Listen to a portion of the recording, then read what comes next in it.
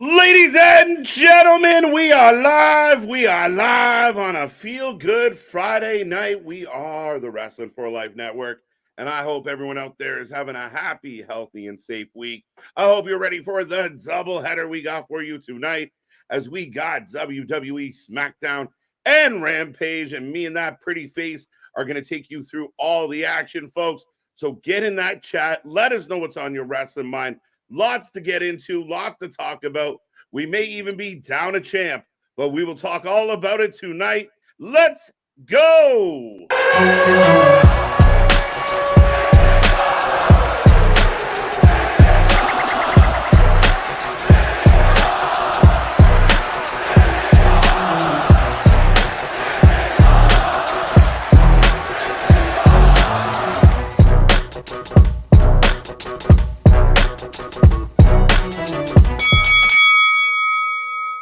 Ding, ding, ding. We are live and back at it again, folks. We are the Wrestling for Life Network, and we are the channel that just covers more live wrestling than anyone else out there.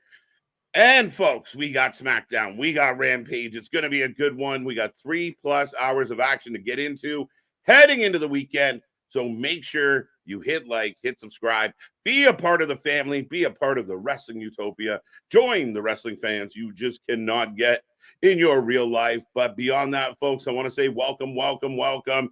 I will remind you, I am Every Night KJ White, the Iron Man of YouTube, and that is big. Ladies and gentlemen, boys and girls, children of all ages, the Wrestling for Life Network proudly brings to you its tag stream. There, I finally got it right. Champions of the world, the Every Night Delight, KJ White. I am Big Nick, and 100% we've got a stacked and action-packed Friday Night SmackDown tonight. But do we want to jump off right into what everybody's talking about, the tip of everybody's tongue, Seth Rollins' knee? Yeah, well, I mean, this is just kind of breaking this afternoon. Nothing confirmed. Apparently, Rollins is going to be on Monday night to talk about it. But yeah, the reports out there, the rumors out there are that he has torn his MCL and his meniscus, and things are up in the air. Yeah, well, 100%. So what I've read, and granted, I'm not a doctor, I don't play one, I didn't stay at a Holiday Inn Express or anything like that, is that he should still be able to make Mania. It's going to be Rumble's out of the question. Chambers probably still out of the question, just for precautionary, be safe, all of that, and still recovery time. But we should still be able to get CM Punk versus Rollins at Mania. Now, do we do an interim champion in between? Do we have anything else? Randy Orton's allegedly replacing Seth on the house shows. So, yeah, I don't think we do an interim champion. I don't think that's necessary until, because I think he is well enough that they can brace it and we could still have a title change happen, especially if he thinks he's going to be okay for Mania. Hopefully this doesn't have to go any further than, extended time off.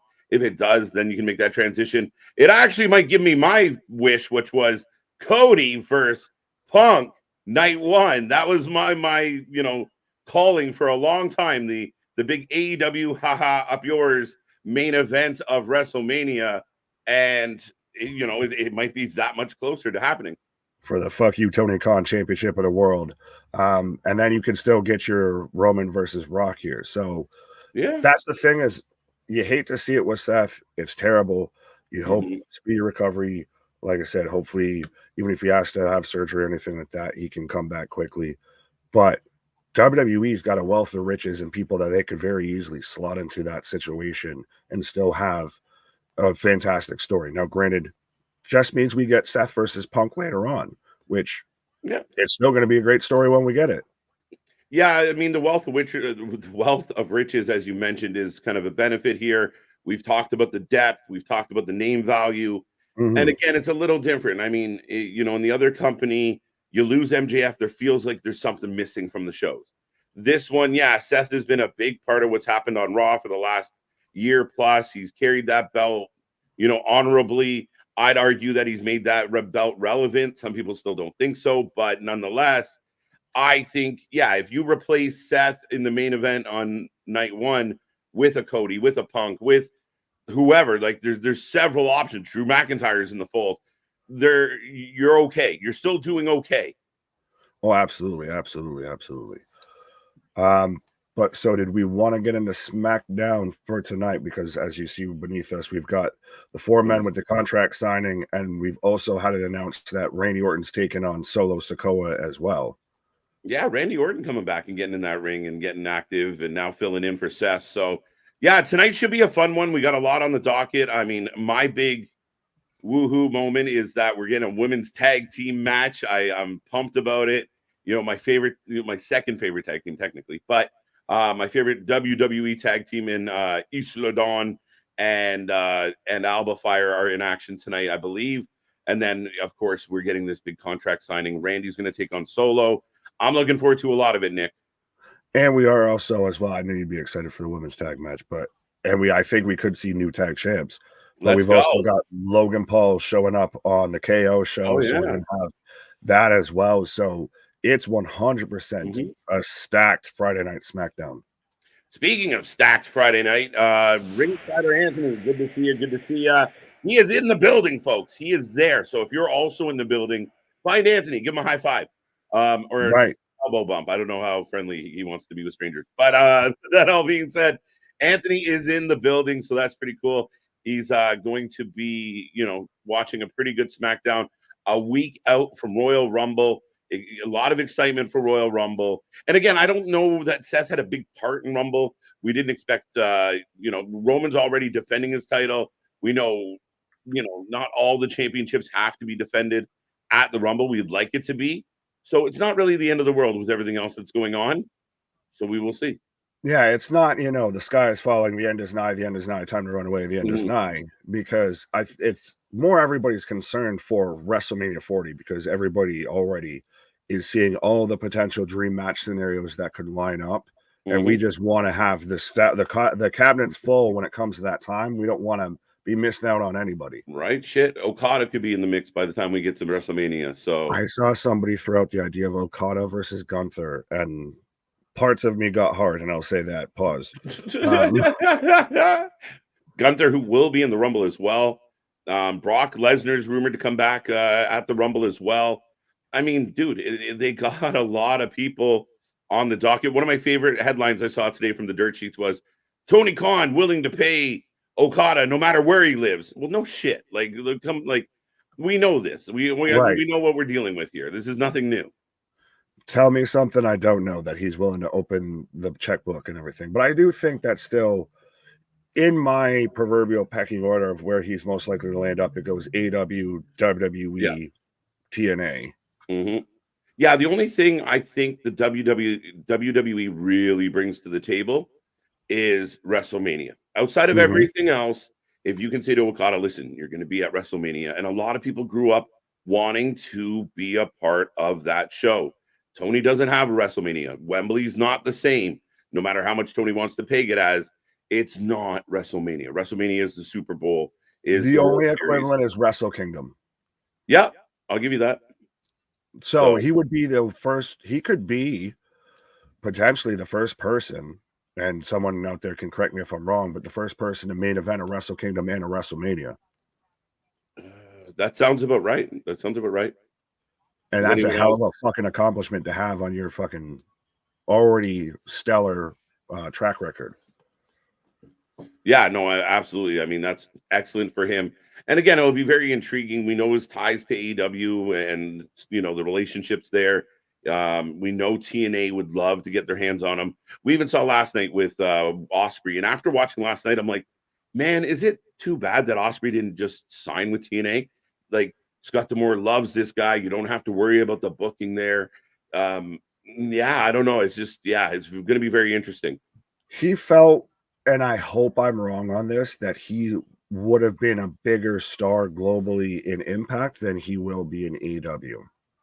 That's then I mean, some people are going to feel like that's a tough stretch, but at the end of the day, I think we've talked about it before. Guys go to AEW and they end up getting lost in the shuffle. That's the thing is, and I feel like AEW almost at this point feels like a bus stop of people show up there so they can sit there and so they can still work in AAA. Vikingo works constantly in AEW, but is still signed to AAA. If Okada went to AEW, he's probably still going to work predominantly in New Japan. Right. Well, that was like sorry, Nick, but it was reported today that the bounty hunter Brian Keith finally is all elite. Then somebody reported, I don't know if it's full-time or part-time. I'm like, well, if it's per appearance, he's not signed officially. The other big signing was Black Taurus, which someone put out the real tribal chief, and I fell off my chair. But yeah, we just got bounty hunter signed, apparently signed within the mix. And like you said, it's like a lot of people, and then we can go through like the Andrades, the Miros, the Hobbses, even the House of Black to an extent, that have just signed contracts because it's a good check. It's like the old WCW days of like all these guys are getting paid. Nobody wants to work or nobody's getting booked, but they're getting paid. So that guaranteed money looks good. Right. Well, I think since we've kind of dipped our toes in the chat here, I think we should try and at least halfway get through a roll call if we want to even attempt that. All right. We got Tony's Dark Nightmare. Hello. Is it Smackdown you're looking for? I was going to say, where's C-Money to finish the rest of that? Right. What's up, Tony? What's up, Damien, Kevin, Juan? I see ya. How you doing? Big Dog back in the house. He's a little concerned about Seth like we are. And T's and P's to Seth. At the end of the day, we want to see him walking and healthy. And again, it's unfortunate. And some people have pointed out what match it happened in, but it's Chambers, what's going on? Welcome back. I guess your pay-per-view's coming up, which is creating Breakfast with the Boys, number 1. 5 a.m. Yeah, well, at the ass crack of 4:30 a.m. because I'm sure we'll be here before the show really kicks off. So yeah, as my dad used to say, the crack of snot will be up. Well, and that'll be interesting because we'll be here probably, I'm assuming, for the SmackDown right before that. So it's literally going to be like, all right, good night, and we'll see you in about 3 hours. We might skip Rampage that night, to be 100% honest. Yeah, respectfully. We might throw that out there. Daniel Price, that's kind of funny. Jericho everywhere. Who else we got? Juan, Dale, OG, good to see you, my friend. Omar, what? I was just going to say real quick, speaking of Rampage, Chris Jericho is on Rampage, so we'll see how they deal with the crowd tonight here. Well, I find it very interesting that they've, they did a street fight where they could kind of minimize his exposure to the crowd. They did a segment where he's brawling, and they played his music over the crowd.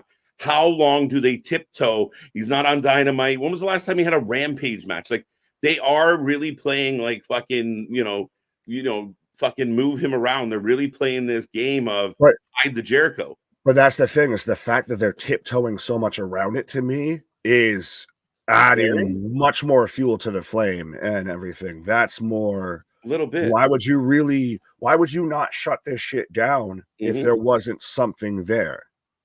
Yeah, it feels like almost that scenario of the kid that's getting bullied that takes a long way home to avoid it, like Step Brothers. So we can't go that way. And that's if there's no harm, no foul, no truth to any of this, just business as usual. Come out, tell everybody it's bullshit, and go back to work. It's like they're just we'll play this whack of Jericho, and we'll don't do that. Pause on that, I guess. And eventually, it's like people will forget. Stop booking Jericho. Let him have a sabbatical. Let him take time off. Let him rest. Let him, do anything else. Let him go Write chill. him off. Have somebody jump Chris Jericho so this shit settles. And so when it settles, he has something to come back to. And I'm not saying, there's a rumor about a wrestler, so he shouldn't be able to work. That's not fair to him. But the fact that it's not being addressed is really interesting. It's really curious. And again, you're trying to book him in these scenarios where he's a baby face and a big portion of your crowd is not having it. The odd part is people still sing the song. When the song ends, they're like, fuck that guy. You tricked me. You tricked me. I'll just say this, even you have a little one and everything like that. So when she does something wrong or whatever, and you confront her about it, and then she all of a sudden starts talking about the weather, then it kind of seems like where there might be some guilt in this situation. That's 100%. What it kind of feels like. And yeah, I think that's what struck a lot of people as odd. And it's none of my business at the end of the day, but you're trying to run a show and you booked them, on the pay-per-view. It didn't go really over well. You heard the chants in the crowd. And again, you can't keep playing these tricks. We can't get Judas for every Jericho segment. Just if you're hoping for the dust to settle and this to blow over, stop putting them on TV. Don't put them on Rampage. Don't put them on Collision. It's a weird approach. Yeah, we're not going to acknowledge it, but we're going to shove him down your. I shouldn't say that, but we're going to push him to the front the whole time here. Like he had him and Sammy had a tag team title shot, and they still hit the sex pest pose. So they're just being blindly ignorant to it for some reason. Yeah, it really throws me off. What is up, Raheem? Chambers is happy about the match. Like we said, ringside Anthony is there. Casey, how you doing? How you doing? Welcome back, sir. Good to see you. There was another name. I clicked on TJ. Jake the Aerial Assassin is back with us. There's TJ. Who else we got? Jason's with us. What did he ask? Senior Money. Oh, hey, actually, this is a good time. This might be a good time to get that cash in warmed up, right? You bring in Seth. He says, I'm hurt. Damian runs out, kicks his other knee, and pins him. Problem solved. Well, could it be Seth going at Punk for the belt at Mania instead of the other way around? Depending on his health, yeah, it could be. We could go backwards. Right. You could backslide into something here. But yeah, because it has gotten weird of we're kind of wondering if, when, and how they're going to do that Money in the Bank cash in. Will it be successful? How they're going to pull off? They've teased it a bunch. Yeah, it's been teased almost too much. Again, I know me and I've brought it up a few times. We've talked about it here. I've seen members of the chat bring it up of like, he can't keep almost doing it. And I get it. You want to tease it once in a while, but I feel like they're getting on that boy that cried wolf area of like, fuck, here he comes again. It's not going to be anything. Who cares? Now, maybe that's the big coup of, Damian's coming down. It'll be another screwed up play, and then it pays off. We'll see. But I think I have faith in Triple H. If Seth is out for an extended period of time, if he needs surgery to fix his knee, then we'll find out. Like, and they'll do something accordingly. They very much know more than they've let out there. So yeah, 100%. What's up, Sophie? How you doing? Dimmy Worldwide. How are you? Well, they show the actual matches here. No, we are not allowed to show the actual matches, but we keep you informed on everything that's going on in the matches. So this is your alternative commentary to all the wrestling. Right. And shout out, though, I did like Sophie's comment of us talking about the midget from my home state. But yeah. What's up, Brandon? How you doing? Greg, how you doing? Chris LeClaire, hoping for some Bailey. I don't think she's going to dethrone Seth, but one can hope. Boston, how's it going? Rashad is with us. Eric Tate. This list is getting longer by the week. I love it. Sunny. Pete Dunn. It's Pete Butch Dunn. I read it. That's his middle name. Right? My middle name is Butch. Like, right. But I will remind everybody, though, that we do have the super chats, the super stickers, the memberships, all of that. If you want to help support the channel, and also if you want to make sure you get your comment read, because as KJ even brought up, the list is going long here. We're starting to sound like, I hate to bring up Chris Jericho again, but it's starting to sound like, him of the name of 1,004 comments. Mr. Merculis. Almost is that like the Merculis? All right. Stumbled all over that. That's horrible. I'm so ready for the downfall of the bloodline and Roman. Again, this is one of the things that we've talked about this week, Nick. The talk about him potentially taking over, like holding onto that belt long enough to beat Hogan. That's September, November, right? Or sorry, September. You bleed past it a little bit. So late September, October. Nobody finishes their story at Mania. I'm kind of ready for something else, something new. I don't, but you're telling me, so say if Seth's out, that if we get like you talked about your fuck you, Tony Khan match, between Cody and CM Punk. Yeah. And then we get Roman Rock at Mania. You're not okay with they finish it at 41? We have a trilogy without them actually even having a match. Well, that's the thing. Do you have enough substance there? And you got a point, right? If it's Roman Rock at Mania and you do Cody versus Punk, but Cody loses, which is going to be crazy. People are going to lose their fucking mind. I love it. And again, they never came, their ships passing in the night. They got to wait till WrestleMania 41, wherever that may be, to maybe finally, again, the story that never ends. My only concern with Roman continuing his title run is just it feels like there's so many people chomping at the bit, right? The AJs, the LA Knights, Randy Orton. I would love to, get up to 16. There's a lot. But that's the thing, though, too. You mentioned that it's September-ish, early fall, all of that. I would say when Roman passes Hogan. So what if it's around, not even at a Mania, they do it at, say, a SummerSlam Survivor Series, to where that's where the story's finished. Now, would it diminish the story being finished? You see what I did there? If it's not at a Mania. Well, and I can't remember who said it. It actually might have been Dave LaGreca, which I have a love-hate relationship with Dave. Right.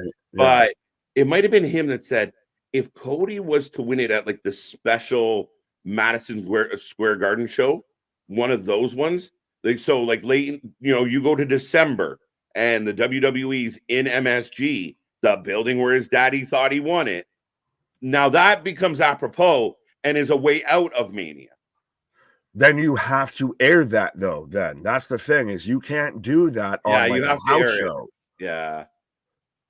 That has to be then. And then if you do that, then which, I mean, I almost wonder if it's going to happen, or it's always supposed to happen. You still have those moments where you question, you're shitting me. They've already done this 3 times at a fucking Mania, and every time he's lost, all that. Now he's finally going to do it, and he actually does do it.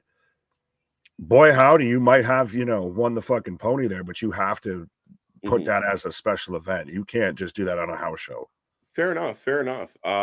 Put the World Heavyweight title on the line in the Men's Royal Rumble. It's been a while since we put a belt on the line at the Rumble. And the last time we did it, I'd argue it didn't go so well. Yeah. But one of my favorite Rumbles ever was for the title, which is Ric Flair winning in 92, I think, 91, 92. Yeah, 91, 92. But that would be an interesting twist. 30 men over the top for the World Heavyweight Championship. It had a whole nother layer, especially on top of it's still already the most debatable Royal Rumble going into it alone. And then you add that little bit of extra spice on top of that. Absolutely. I think that idea opens the door for possible winners. Like a Drew McIntyre, to me, then could win the Royal Rumble, be the champion, and lose it at either at Elimination Chamber or on the way to Mania. He doesn't necessarily have to make it to Mania, or whether it's someone else. I mean, it's a bit of a different avenue, because I think it opens up, like, because you're starting from like a fresh story almost. Right. It's got some potential. But if you do that, does it then weaken the Rumble and all of that? Do you do it for the moment and then it kind of diminishes, you get more diminished returns a bit? I don't think so. I mean, I don't think they'll do this, but I don't think it would diminish it if you did it right, depending on how it all played out. But I mean, it would be a cool visual. And then what do you do with, the champion then goes on to Mania, so they have to find a competitor, which would be Elimination Chamber, and then hopefully you have The Rock set up for Roman. There you go. But first name John, what up? And then we got the other John. We got Damon Gill. I'm live at SmackDown Banger Matches tonight. Well, go find Anthony. Go find Anthony, Damon. Right. Corey, what up? I'm just clicking through names. Easy Bake, what up? Easy Bake. I got AJ, what's popping? Upgraded my copy of TLOU to remastered. Let's fucking go. There was explain. This is just me sounding, I guess, old. Then I don't know what that was. Right. I was trying to find a question, but somebody brought up Kenny Omega's setback. So the story for Kenny Omega is that he had inflammation. The inflammation is preventing surgery, so he hasn't had surgery yet. So they're still taking care of him. They're still under observation. T's and P's to Kenny Omega. We hope he's doing well. Again, I think without him, without MJF, the show's lacking. Again, they don't have a lot of star power. We're relying on like these promo sessions with the Bucks and such, which isn't the same. But this is their nut up or shut up time. This is okay. Well, you have 180 some odd people on your roster, so and you're the best booker. You're the booker of the year. Year in and year out. So prove it now. When you don't have an MJF, when you don't have a Kenny Omega, when you don't have an Adam Cole. Yeah, I mean, and it's unfortunate. There's so many people on the shelf over in that company right now for one reason or another, and you hate seeing it. You really do. When the hell are we going to get Jamie Hayter back? We've all just completely forgotten that Jamie Hayter exists, I feel. She's got to be close. She has to be close. I feel like she's been out for 6 months. Like she was not at All In, correct me, right? She didn't make it to All In. So, yeah, I mean, it's been since the summer that she's been on the shelf. Yeah, Saraya won it right before. Yeah, it's got to be. I mean, you look at Dakota Kai, right? 9 months recovering. We look at Charlotte Flair, 9 months recovering. So, yeah, very intriguing, to be honest. But I believe I am getting the start of the show, my friend. And ladies and gentlemen, I will remind you to get in that chat. I got then, Nick. Nick and I are going to sync up when he catches up. But make sure you get in that chat. Let's talk SmackDown. I hope it's a good one. Shout out to those who are in the chat and in the building tonight. That's always a fun time. But Okada and Shinsuke, I completely agree. Highly possible. Then. No, then. No, and then. No, and then.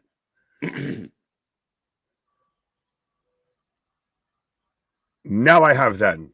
Now he has then. I have then. I have now. Forever. And ever. Amen. Keyshawn, KJ, you're telling me the Bucks aren't pillars, aren't stars? No way. Well, they think they are. And even when they cut these cocky little arrogant pricky interviews, I'm struggling to believe them. I feel like they're trying to act. Like I feel like I'm watching community theater. Well, it's just they're a day late and a dollar short when they're clearly still there. AEW has the problem that they're still hung up on CM Punk more than CM Punk's hung up on them, because you still have AEW, you still have the Young Bucks of we lean too far into cancerous superstars and all of that. Like, that's clearly a shot at CM Punk. Well, at this point, that's irrelevant. And he's already over there. He's already drawn them top dollars. So the fact that you are still hung up on that and don't have anything else to go with, you're fucked. You're dead in the water. Yeah, and I think the problem with their jabs is a lot of people shrug at their jabs because they're like, wait a minute. We see what he's done. We see how he's conducted himself. We see how he's handled his business. You guys seem like the problem. So you're making jabs about others about being, they cancerous people. But wait a minute. Are we Didn't we just have like stories about that person and that person and that person in your locker room? And he's still over there. But wait, now what now? Yeah. Right. SmackDown kicking off. The numbers up to 80. Let's get to triple digits tonight. And I want to see those legs going through the roof as well, folks. But we are getting a replay from last week where, we got a Shield moment. I thought this was beautiful. Yeah. Orton, Styles, Knight. I don't know what that spells.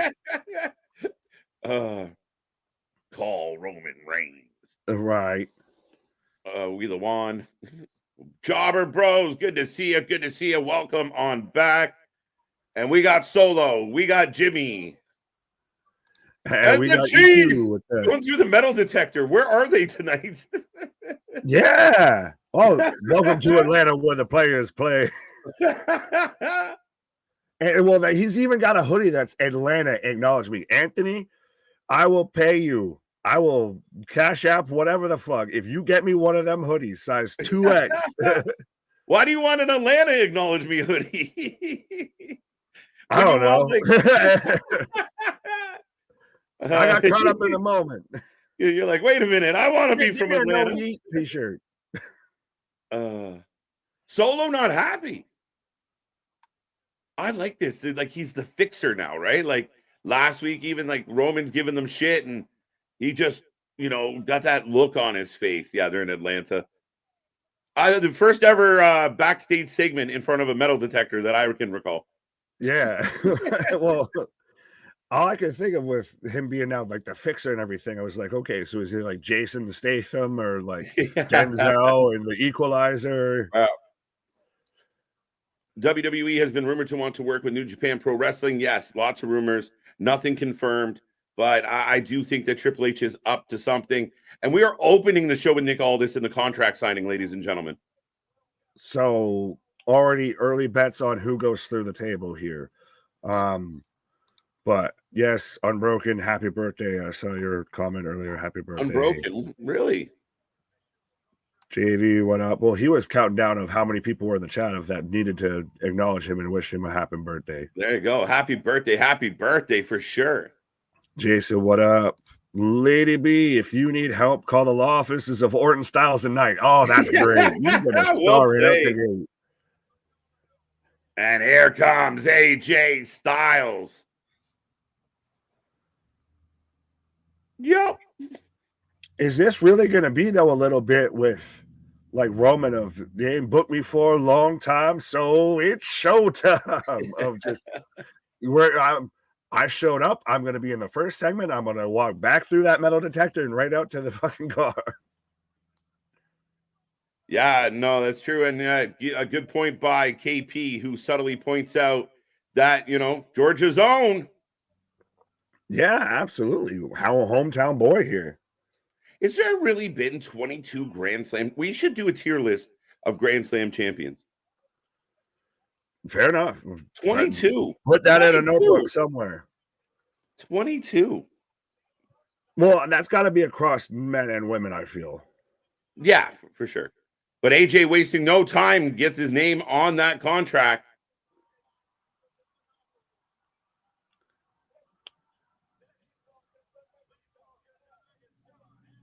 Are you a little surprised that AJ hasn't utilized the OC or Triple H hasn't utilized the OC at all, especially going up against like the Bloodline as a neutralizer?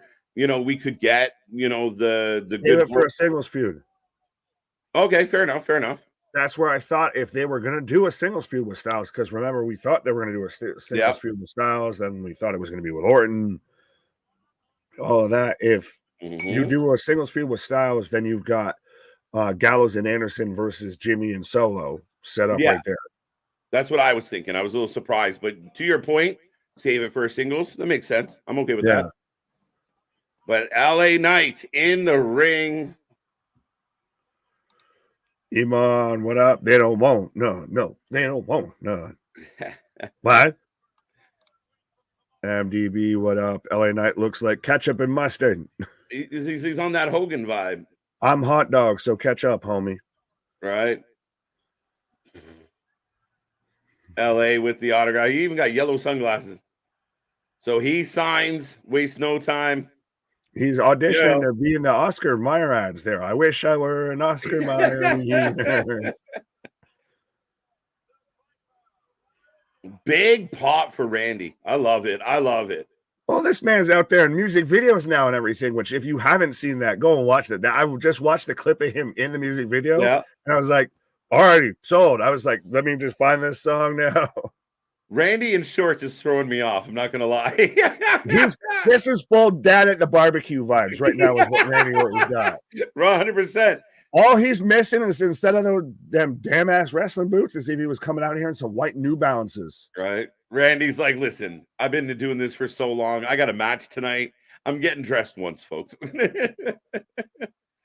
But I hope that's not even how he's dressed for his match, because goddamn, like I said, he looks like he just walked, he like just woke up. Oh, that is funny. He gave the fan the old whoop, missed on the high five or the low five. It's so great and it's so interesting to see a guy like Randy Orton who's got X amount of years already, like is already a Hall of Famer probably 2 times over. Yeah. Still come back, and not only come back just to, you know, still run out his career and everything, but comes back almost on another level. Yeah. And that's why I want him to take that record. I want him to have the titles that make him the winningest champion in WWE history. Forget John Cena. Forget Ric Flair. I want this man to get, well, and I don't care if he has a one-day run to do it. I want him to get the 2 title runs he needs to break that record. I want to see him at least tie Cena, because I think, because we've talked about, or it's been put out there, rumored about, speculated about, that Cena's on the back nine here. He's very much openly said that he's, got the, the time's running out. I'd love to see another Randy Orton versus John Cena match, just for the sake of it, especially put it's Cena's last match. Yeah. Hey, we've got a Zillow Fatu sign in the crowd, by the way. Yeah, random. No, fitting with the bloodline, but if anyone on TV can find Anthony, we'll give you a prize. Facts. Anthony, wave to the camera, damn it. Right. You should have brought in like all the signs of some streamers, everything. No, Roman, boo. Here comes Roman. Zilla the killer. Oh, we got Paul instead of Roman. Could you imagine that they don't even send Roman out for this? Well, are we going to have that moment of, you don't tell me what to do, right? Like, this was mandated by Nick Aldis. This could be the pushback from the champ of, how dare you? Does this become more of a pushback at Aldis than anything? Yeah. My name is Paul Heyman.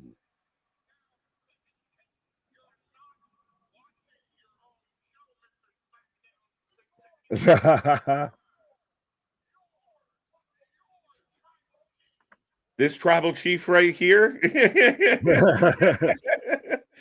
So yeah, Paul Heyman giving it his little 2 cents right now. What's up? What's up? And we've got to bring the contract to an attorney. Yeah. Jap, what up? Damon, I think the show stealer match will be the LeBeau versus LeBeau Spider-Man meme.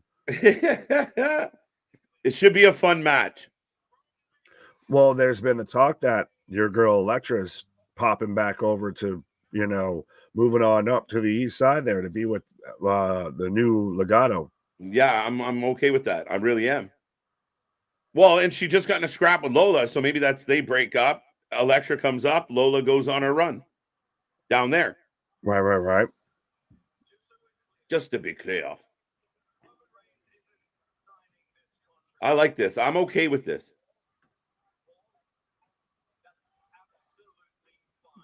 Wait. Oh, hey, hi. And Heyman starts to walk off.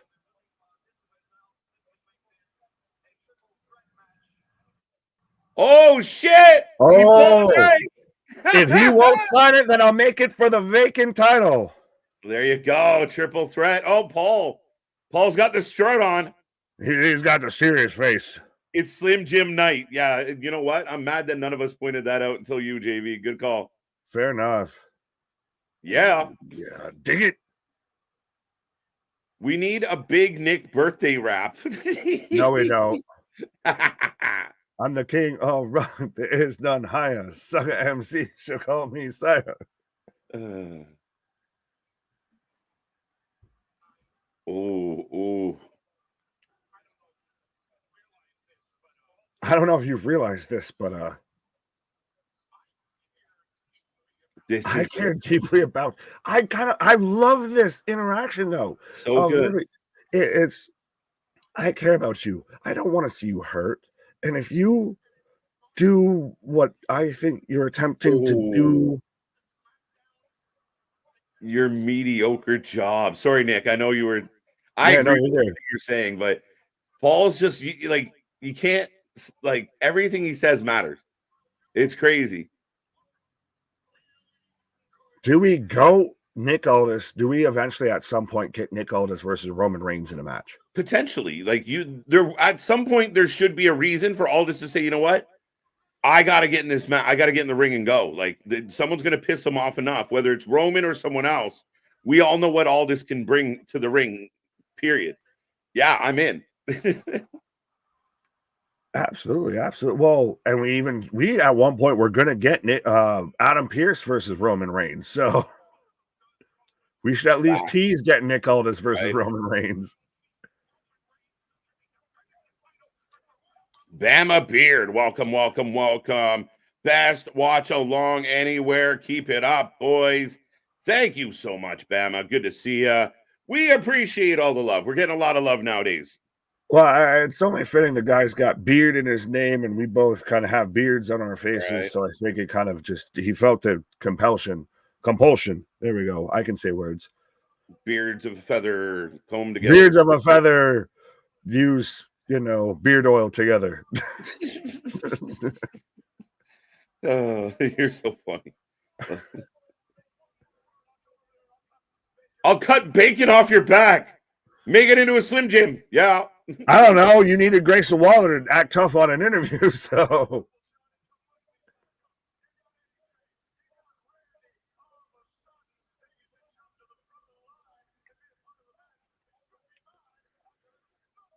Oh, don't tell me we're going to go back to a fucking triple threat match here. Are we going to get heat? No, I don't think they'll do that. But especially with some of the news that came out today about Seth, I really don't.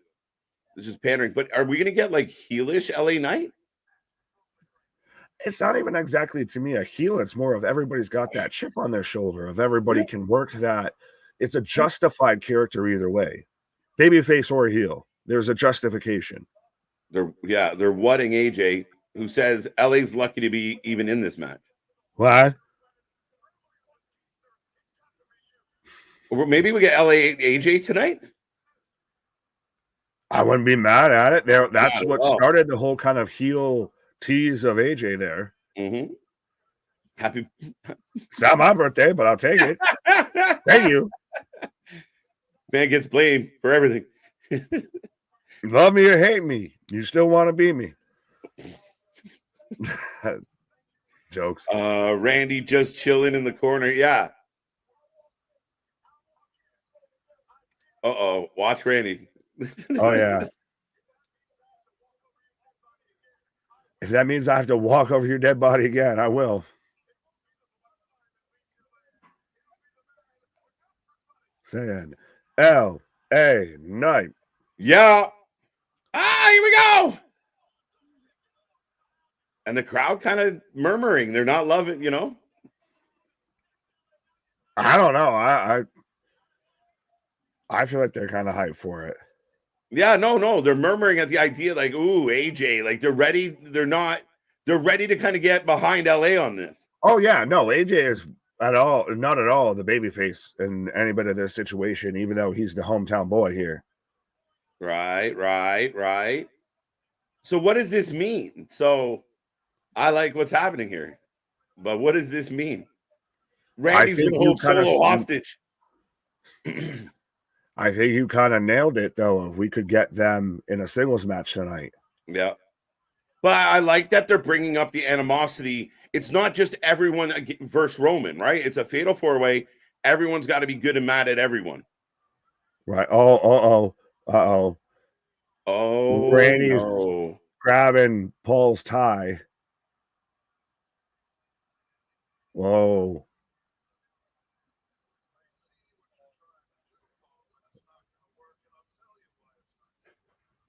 Randy talking to Paul.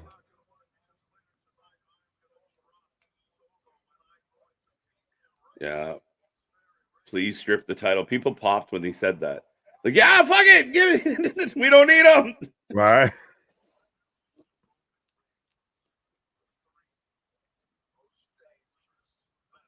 RKO. Look at Paul. But that's the thing is Paul so great because he can emote with everything and doesn't have to say a word. He sells everything. He sells in every direction that he's supposed to, but he sells everything. He digs into everything. And Randy, again, smooth like butter, man. There's nothing more you can get out of RKO. He just does it so well. And I think at this point in his career, he's so confident and knows what his status is around here that it's just a different level to Randy Orton right now. Oh, absolutely. It's a whole nother level there. And I loved even Randy just taps Paul on the shoulder, and even him is like, just freaks out of like, he's gonna hit me. Right. The women's tag champions on the line, championship on the line. Katana Chance, Kaden Carter, Unholy Union. Oh, let's go. That's a shit name, though. I like it. I like it. Yeah, it's not terrible. So do we end up seeing them teamed up with the Final Testament there with No. Killer Cross? No. Well, I mean, no. We had the whole video package to where he's out there, Sullivan, my son. Right? No. I don't think they'll do. Sorry, the graphics for Logan Paul, they're a lot. Well, yeah, Logan Paul in the building. No, I agree. A great opening to the show tonight. If anyone disagrees, I'm all ears. But again, everything you could want. It had layers. Our favorite. Speaking of layers, here comes the Layers World Order. I don't know. Coming soon to a Taco Bell menu, the Layers World Order.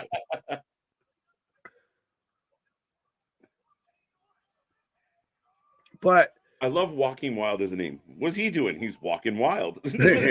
Walk hard down life's rocky road. Walk bold. Zelina in the house. Yes, she is. We are going to go to commercial break. Our first one. Somebody asked a question. How many high spots? I think it was Damien. How many high spots between Jeff Hardy and Darby tonight? A lot. It's not a question of how many high spots there are. It's a matter of which one's going to be the last spot. Ooh, Joseph Carpenter. Good to see you. It's about time that somebody made him defend the title. It's about time. Yeah, and all this gets over huge in this one because everyone's been so critical of the part-time champion. Paul says, I'm not signing the contract. We're not ready. We're not committing to this match. And Aldis says, fine, we'll have a triple threat for the vacant title. And that gets Aldis over in such a big way. 100%. And it's nice to see Roman have somebody that actually can play checkmate with him, can go back and forth with him of, don't you dare speak ill of Dewey Cox. Good pickup. It's to see somebody that has allegedly at least equal authority, if not superior authority to Roman Reigns, that can be that counterpoint. Yeah, no, I completely agree. And again, it's not that like Pierce is that high energy kind of like reactive general manager where you always see him running around and like screaming and losing his mind. Pierce. What did I say? No, I thought you were. I was just. Yeah. And all this sounds like Adam Pierce. That's all I was saying. Yeah, so. And all this gets to be the kind of opposite, the other side of that coin. He's proactive. He's very calm. I know a lot of people, including yourself and some other, not just you, but other wrestling experts, put out there of like, oh, this is just watching these men beat the shit out of, destroy this, and he didn't do anything. I get it, but that to me lends all into the cool, calm, collected guy who's truly running this show. It works. Asian man, secret Asian man. Right. Great opening segment. Layers. Right. Layers. Randy seems like the churn your butter type. I don't know what that means, Mike. I don't want to know what that means. That's provocative. And no one wants to know what it means. Layers with onions. Big dog, well played, sir. Jesus Christ. CWC. Oh, go. CWC Wrestling Creation saying, hi, Wrestling for Life. Love your content, dude. Well, thank you. Thank you. No, we appreciate it. So thank you for the love. We'll check out CWC as well, folks. Facts. Am I the only one that sees a bit of Owen Hart in Logan Paul? Yup. You are the only one. No, I get it. Like, I mean, I've never thought of it until he brought it up, but I get the personality wise, like that, don't call me a nugget, shitty attitude I see the kid. Owen was a heel, not a douchebag. I would say, dude, come on. Douchey when he was like, the black heart, I'm a nugget, that all fits into the douchey realm, I think. I see what you're saying. I hadn't thought of it prior, but I wouldn't completely dismiss that as far as kind of got that arrogant, whiny approach. I'm amazed that you're the one, going to bat on bashing a Canadian. I don't think he's bashing a Canadian. I think he's making a good comparable there. Like the idea that the way Logan Paul presents himself of that whiny, spoiled, bratty type heel, very much in the vein of an Owen Hart. Like I see what you're saying. Now it didn't jump off the page till someone said it. Oh shit. I want it. Look at the jacked arms on this man. Jesus Christ. So it looks like we're going to get LA Knight and AJ. Yeah, and AJ made sure to get a goddamn pump on before that fucking segment there. Because holy Scott Steiner Styles there. Shit. And somebody mentioned that Carlito's music sucks. It does. What happened to his old music? I have no idea, but back from break. Lowo's in the ring. Oh, I like it. Oh, by the way, we talked about the new stage, quote unquote, for Raw on Monday. Apparently, that stage was thrown together out of necessity due to the weather. I figured I mentioned I wasn't the biggest fan of it, and everybody's oh, did you see it? I was like, yeah, well, is it going to last, or is it just there? Yeah. Yeah, so it's not Lowo versus Lowo. Legato it's Lowo versus Legato. So both L's. All right, Legato World Order is what I was running with. There you go. Yeah, if anything, it's giving Logan props. I see what you're saying. But yeah, I mean, it definitely, there's a long line. Why is there a lot of hate on Deonna Purrazzo? A lot of people body shaming her for no reason. Again, it's what the fans do. They did the same thing to Taya Valkyrie. Taya Valkyrie had a match, and they basically the tribal fan base. We haven't seen her since because they went ham on her. Like I don't understand what the problem She's all the is. way in Ring of Honor. Yeah, well, even then, that's just a little more recent than anything else. It's unfortunate. It's the dark side of the web. It's the sad side of the wrestling community. Again, I don't give a fuck what anybody looks like, and I just want them to be good at it. And again, it happens to the men too. We got a lot of love on the video that we put out. It's got over 1,000 views talking about this issue. So go check out that video. But it happens to the guys, happens to the girls. Like we do it tongue in cheek because we're big fluffy fellas as well. But at the end of the day, I mean, Deonna Purrazzo, you got like the AEW faithful should be grateful that woman's in the company. And there's a portion of them shitting on her just because, she's a little thick. And are you kidding? Like these are like, what do you want? Because unfortunately, there's some people that's the only achievement that they have in their day. I dare say life is that they fucking tweeted some negative shit towards somebody online. So that's the thing is we have the best of times and the worst of times when it comes to wrestling fandom. I've never seen so many people that hate watch shit just to be mad at it. All right, folks, get in the chat. Let us know. Are you taking Lowo or Legato? What are you saying, Lowo or Legato? Lowo. Eat sounds worse than churning butter. It's silly. But it got over, and silly things get over all the time. A sock on a man's hand got over like a mofo. So yeet works. Still the most devastating move in professional wrestling. Oh wow! Oh, he missed that kind of hang on. Like, yeah.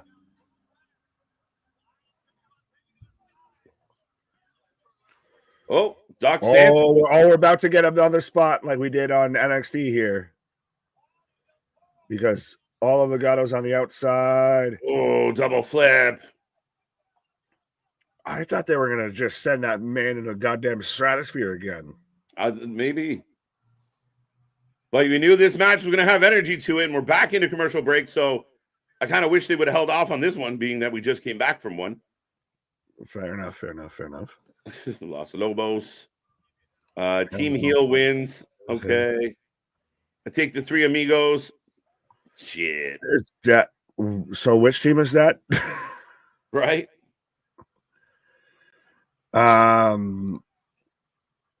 Steve Martin for manager of LWO Unbroken. All right, I think you've fully broken and just saying random shit at this point. Unbroken's on that birthday vibe right now. Right, he's on them birthday vitamins. He's walking around shirtless with just one of the happy birthday.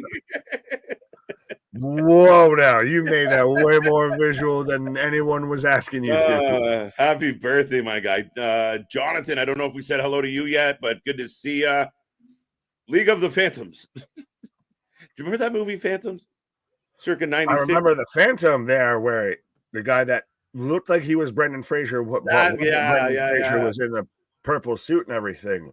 But then when you say League of Phantoms, all I can think of is Bane of like the League of Shadows. Back to break. I think we're in commercial break number 3 now. Unbroken loaded up on the cake and the vitamins. Yeah. He got a vitamin cake. He's eating them good brownies. But we are in another commercial break. I see about 80 people hanging out with us, folks. So make sure you stick around, get in that chat. Don't be a stranger. Don't be shy. Let us know what you're thinking about, what you want to talk about in wrestling, and hit like, hit subscribe. And if you want, become a for lifey, become a member. And yeah, thank you for being here on a fantastic Friday night. Absolutely, 100%. We got a stacked Friday night. And still, even then, I'm at least interested, as KJ's taking a pause for the cause. I know we've kind of talked about it. We've hinted about it. And normally half the time, Rampage seems like something to miss. But I'm interested to see what's going to happen between Darby and Jeff Hardy. I know that rhymed unintentionally here, but Jeff Hardy's been very vocal about his disdain or displeasure, I'd say, about only being on like a Rampage or maybe even a Collision if he's lucky.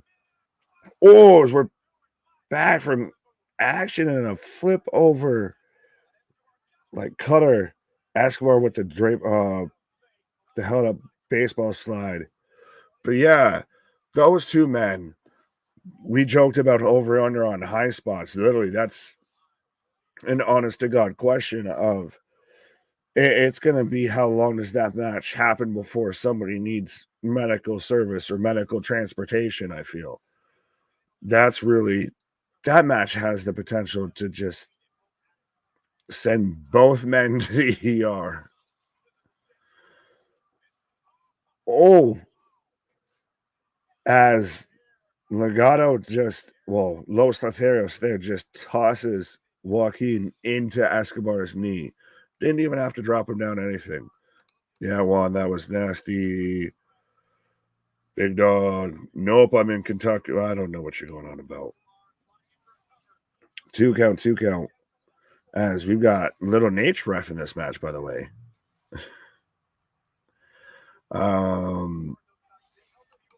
What the is that? Yeah. So right now, Legato's in control here. So again, if you haven't let me know who you're taking in this match, whether you're taking the LWO or if you're taking Legado, let me know. And do we see, even tonight potentially, a return of Elektra Lopez or call up of Elektra Lopez to kind of be the counterpoint to Zelina Vega? And also, when and where and with who, I would say, do we get Andrade showing up in WWE? We've talked about it. We've speculated about it. I mean, we had the match between him and Miro, which felt like a loser leaves AEW match. So, pop-up count, like the counter from a Totoro, it'll pop up DDT. God damn. But do we see Andrade show up at any point in time? And if we do, with who? This match is feeling like something that would be on a damn near almost a pre-show for the Royal Rumble or something. Respectfully, like, this is a stacked card, and like I said, this feels like a pre-show for a pay-per-view match. Same thing with Katana Chance and Caden Carter taking on Alba Fire and Isla Dawn. So Carlito dumps everybody on the outside for a 2 count. Santos breaks it up. Prince Nana sent me a birthday swerve dance. Very weird, but I will take it. Nah, he's letting you know you need to swerve when you drive, my guy. Oh, springboard, high knee. Broken up with a diving headbutt. This entire since we've been back from commercial break has been literally just transition into a finish the whole way here. Super kick. Garza with a super kick. Carlito with a double choke slam. 1-0. Carlito team wins. Nick, I think Andrade joins Vega. I hope that he does, because that was Santos picks up the win, but that was the best time that we got of Andrade, is when he was paired up with Zelina.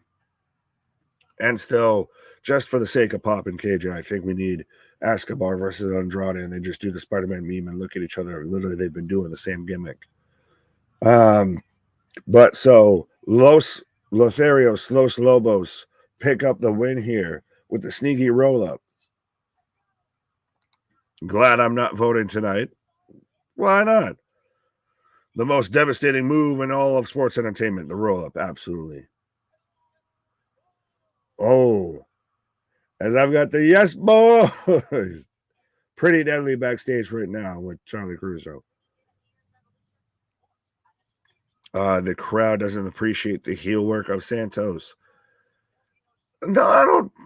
The crowd at all, to me, has not been a disappointment. I don't get where that kind of they're not into anything kind of vibe seems to be coming out here. I think that Atlanta is very much hyped for all of this. And Christ, think about it. It's a stacked card. We're already still going to get AJ Styles versus LA Knight and Randy Orton versus Solo Sikoa. This really feels like damn near Christ SmackDown's, version of a pre-show before the Royal Rumble, I feel, with how stacked this is. Or it just goes to show you the amount of talent that they have on the roster here. As Iman popping me out here and just making me hungry with the fruit roll-up. Yeah, a little bit. So I've got Pretty Deadly coming out right now. I don't know if is this a tag match or a one-on-one match here? The Dorkenshins, but they're funny. What?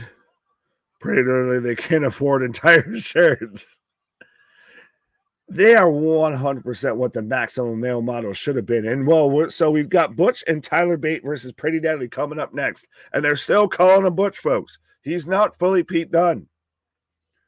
Does he fully, turn into a real boy and become Pete Dunne here? But I'm in commercial break. God knows how many at this point. So I will remind everybody, be a friend, tell a friend, like, share, and subscribe. We are back at it like a jackrabbit. Moving and grooving at the top of the food chain here. Often imitated, never replicated, never duplicated. So 100% you're doing your friends a disservice if you're not telling them about the Wrestling for Life Network. We cover more live wrestling than anybody out there, like we've said, and we're absolutely just your buddies you can't get in real life. We're your alternative commentary for anything and everything. And even then, we still have, every now and then show up for a UFC card, or we did the Super Bowl last year, and I know we'll be doing it this year, and hopefully Buffalo's in it. Let's go, Buffalo. Daniel Price, step on me. What did Daniel say? I think we're at 4 breaks so far. It says Anthony's hat got backstage passes for an autograph signing. Anthony himself had to wait outside. I cannot confirm nor deny those statements, but you absolutely get a star, and I feel like I will forward that message on to him, that sentiment, because that is hilarious. Love the running joke that Anthony's hat is like more over somehow than Anthony. Brandon, what up? What up? Daniel showing some love back. Pretty Deadly looks like balloons from the Macy's Day Parade that hit a power line. No, not at all. They look like, just their names are more Hans and Franz, and they were, part of a squad in Zoolander or something like that. That's more of where they fit, but I don't fully get that reference. Braden asking who's my favorite wrestler.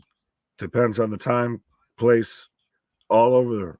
That's the thing is, I have a hard time of picking like a specific one because I would have a whole like top 10 list in no particular order. As far as the weather out here, the streets and the grass look like they've seen a ghost. So congratulations on some snow, big dog here. But yeah. So as we're in a commercial break and talking about how personally we've got my kind of Super Bowl here this weekend with the Bills versus the Chiefs a little bit. Did anyone else see the line of Bills Mafia that was showing up to shovel out that stadium? That through the entire concourse, everything was everybody lined up. This is exercising demons when it comes to the Bills. We have the Kansas City Chiefs, former Super Bowl champions, first road game in Patrick Mahomes' career, and multiple times, unfortunately, they have knocked us out of the playoffs. So this is exercising demons of whooping their ass and sending Taylor Swift crying on home to make another, track another sad breakup song here. Attitude Era for life. That's my era. There you go. Casey, what up, my guy? Trending number 1 in the chat, Anthony's hat. What? Christ almighty. Do we need to start doing that of what's trending in the chat? Like fucking trending on Twitter and shit. That just shows you how busy we're doing it out here. So that's why 100% we have the super chats, the super stickers, the memberships, all of that do nothing but help support the channel. And we do have the merch store. I think I dropped it in the Discord here. Maybe in a minute here I can drop it in the chat. And that way you 100% hidey ho there. And of course, it's the one day you're not wearing a Wrestling for Life t-shirt. Right. Here. Speaking of I trending, had you been a beautiful bearded model here. Right. Speaking of trending, AJ Styles and LA Knight will face off tonight. Let's go. Right. Dun, dun, dun. But we're getting a package right now of the rivalry that is starting to brew between the Final Testament and the Hurt Business 2.0. I'm here for this faction, and I'm surprised that they, through no action of their own, have become the baby faces here. Yeah, I mean, they naturally, even before the Final Testament showed up, it was kind of trending that way. So it opened the door. Like if you were trying to plan out how do we introduce the Final Testament, well, you organically found a babyface team to go after because they started cheering Bobby, which Bobby was getting more cheers when he wasn't trying than he was when he was. Is it proof you can't boo Montez Ford? Maybe. That's a good point. I feel like that's a little bit of the case here. But so how do you feel as I feel like for whatever reason, Pretty Deadly's nipples are offensive. I don't know. We see a lot of, but whatever reason, Pretty Deadly with the crop tops, it's off-putting.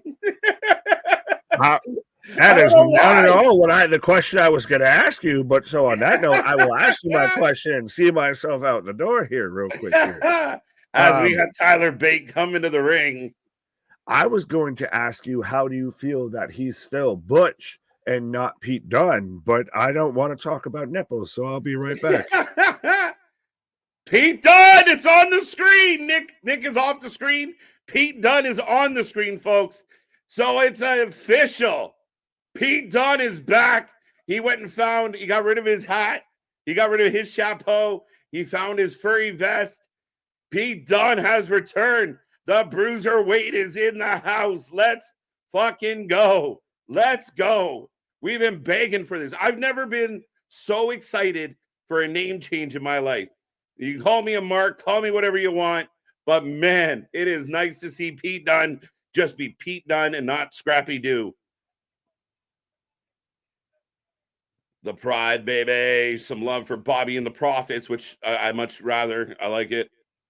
Bobby needs a Mania match. Hang tight. I mean, I know the plans for Bobby last year kind of got mixed up heading into Mania for what we've come to learn as tragic reasons. But yes, we will see what happens with Bobby heading into Mania this year. But I guess what's a newly formed tag team as Tyler Bate and Pete Dunne, who again, if they want to compete for the world titles, they want to be a mainstay in the tag team division. Pete Dunne and Bate versus DIY. Pete, this should be half decent. I know I bag on Pretty Deadly, but they can go in the ring. They work as heels. They're obnoxious heels. They drive people nuts, which they're supposed to. So, yeah, I mean, I'm all for it. Pete, Team Dunne for the win. Yeah, folks, we take a prediction on every single match. So we should see about 70 predictions in this chat. Are you taking Pete Dunne and Tyler Bate or Eurovision?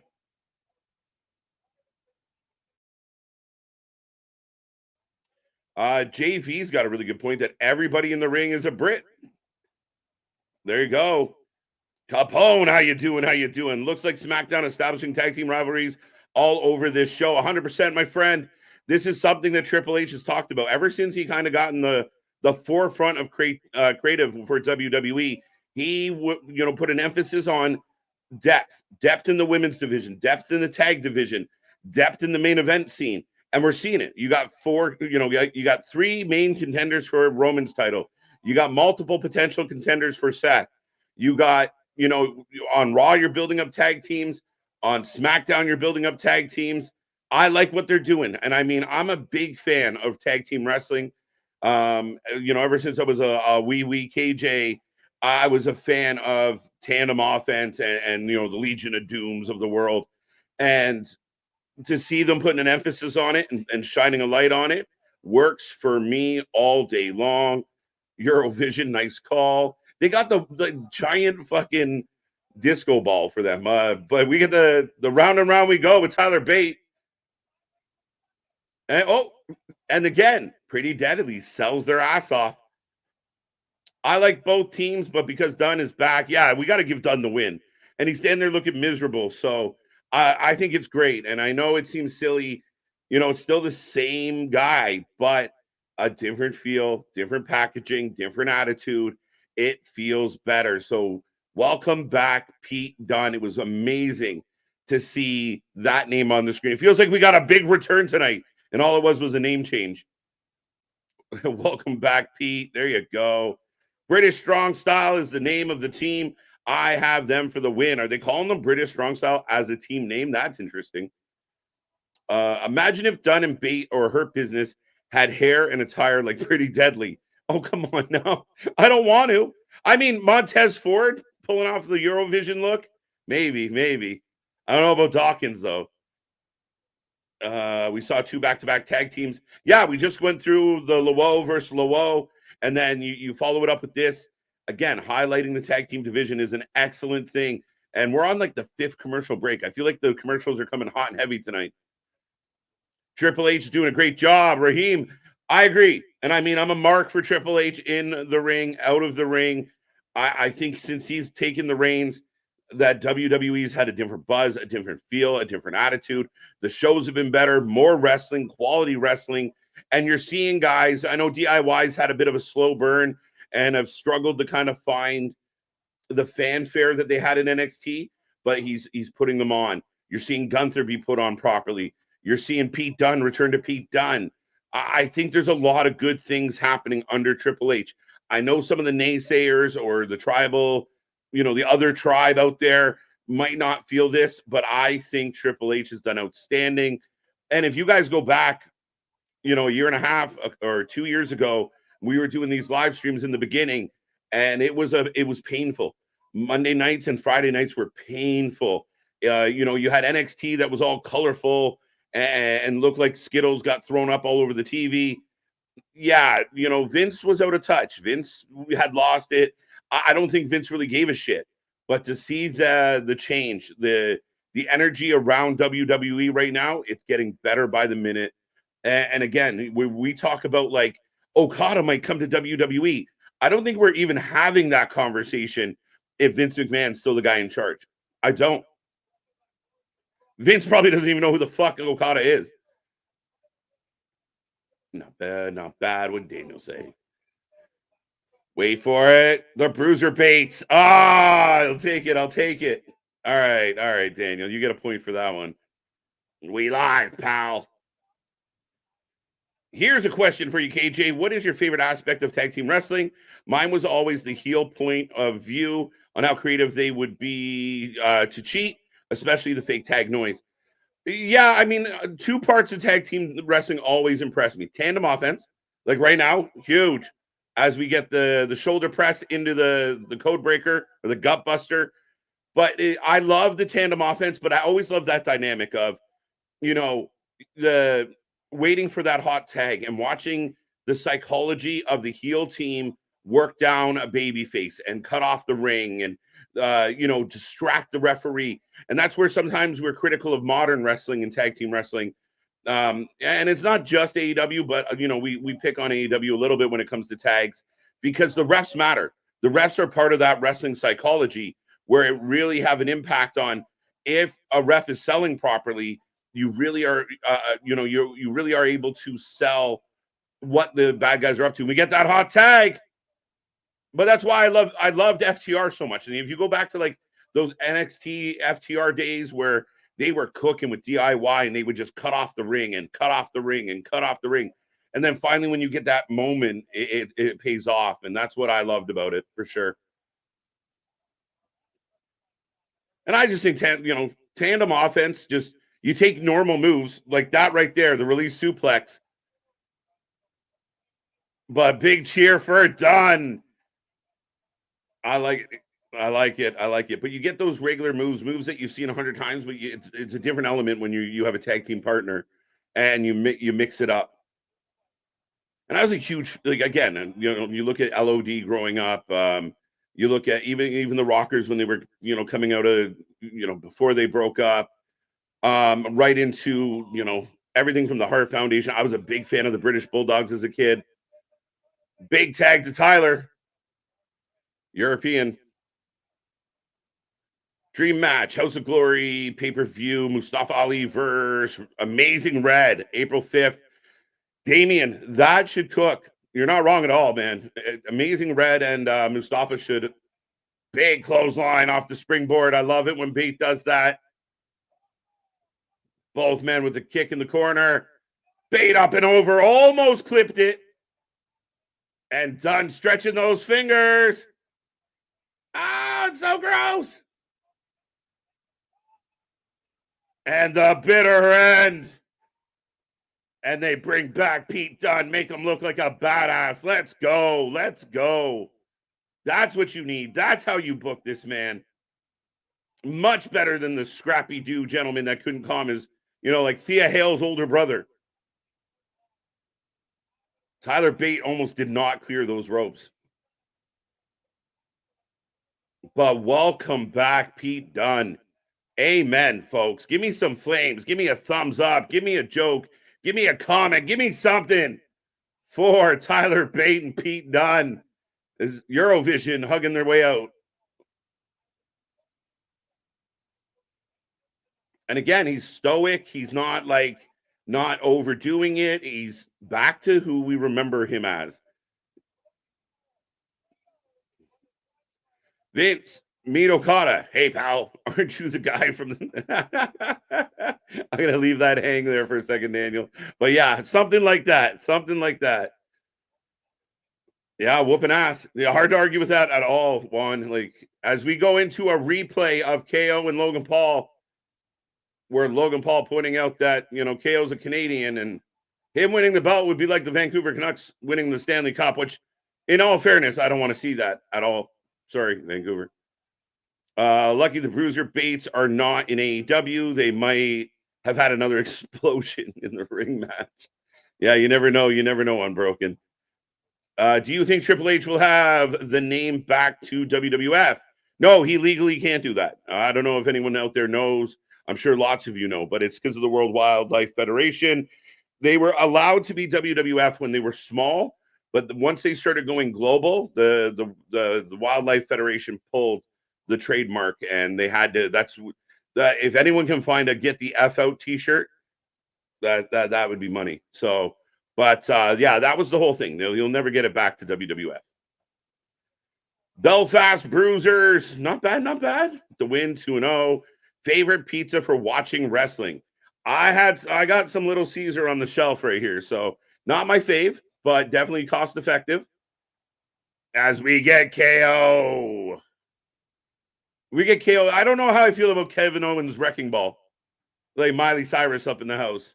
He came in like a wrecking ball. Yeah, I don't know. But I feel like this show's moving. I feel like we're moving quick. We're deep into it already. And up next, KO and Logan Paul, which you guys can correct me if you feel different. I like this rivalry. I'm looking forward to this match. It's interesting that you say that. See, Money mentioned it as well. My question is it much them and they aren't utilizing the ref the proper way because they aren't taught or they're told not to? I think it's mostly the fact that they don't utilize the ref, right? Like when you're producing a match, because you figure, coming out of the indies, teams like the Young Bucks, if you think back to FTR at their finest, even like FTR, we saw it with the Bullet Club and such. But when you do tag team wrestling right, you can have an hour-long match and sit on the edge of your seat because the transitions and the ebbs and flows of the match. When the ref is just standing there like a mannequin, you lose an element. The psychology of it all. Speaking of psychology of it all. Oh, I was waiting. I was going to let you go. I was going to come in on, when you're doing it, when you got a good tag team, you can go there for an hour plus and still be excited. That we've been here for 8+ hours and still kept people excited. So facts. We're the best tag team doing it, my guy. Yes, I completely agree. Tag team champions for a reason, folks. But yeah, see, Money, AEW underutilizing the referee. Like when you build a match as a producer, as a booker, you have to have elements of, okay, now we're going to distract the ref. We're gonna sell a 10 count. We're gonna sell a 5 count, and it matters. And that's where I think, sometimes it lacks in that particular company. We just do a bunch of stuff, and there has to be more substance to the stuff. Well, I agree with you that there needs to be substance, but I don't think it's even underutilizing the ref. I think it's the ref wants to be in the spotlight. Like, think about, I know, beating a dead horse, pun all the way intended, but with Aubrey, of every time she's in a match, she's damn near almost the third competitor in the match with how much attention she wants to bring. A referee should be like a good baseline in a song. You can't always remember it, you don't always notice it, but you fucking appreciate it. Yeah, and I think that to me comes down to, like, we talk about the people who are producing these particular matches, and I think it's their job to say, okay, Aubrey, these are your marks, these are your moments. Like, you look in the WWE and you have a guy like, Little Nate, and you have veterans that have passed it on. And now you see some of the younger refs coming up. I apologize. I don't know the lady's name, who's the referee of the last match. Jess. But they teach Jess. Jess? Was it the Caucasian one? Yeah. Left Jess. But they put those little nuances in. Like, they get distracted in the right way. They don't look like idiots when they get distracted. And when you have two really good teams, great. Now, you were on your pause. Pete Dunne is back. Oh, that was 100% the most, minutes before destruction here. I think that's one of my highlights, like personal highlights on the stream of. So what do you think about that it's Butch instead of Pete Dunne? Take a pause. And it's Pete Dunne. I felt like it was like a return. The guy's been here. He didn't go nowhere. But to see Pete Dunne come up on the screen, it definitely got a pop from me. Oh, absolutely. Like I said, that was a fantastic moment. Yeah, definitely, my friend. But we're coming back out of commercial. KP reminding us LA Knight taking on AJ Styles and Randy Orton taking on Solo. So 2 big matches still to come tonight. Plus, will Roman sign the contract? Will Roman not sign the contract? What will happen? Wah, wah, wah. Aubrey Hebner. She's one step away from selling discount merchandise in the parking lot. She's already Virgil with the fucking signing booths. So we were prepared for Butch, but we got Pete Dunne.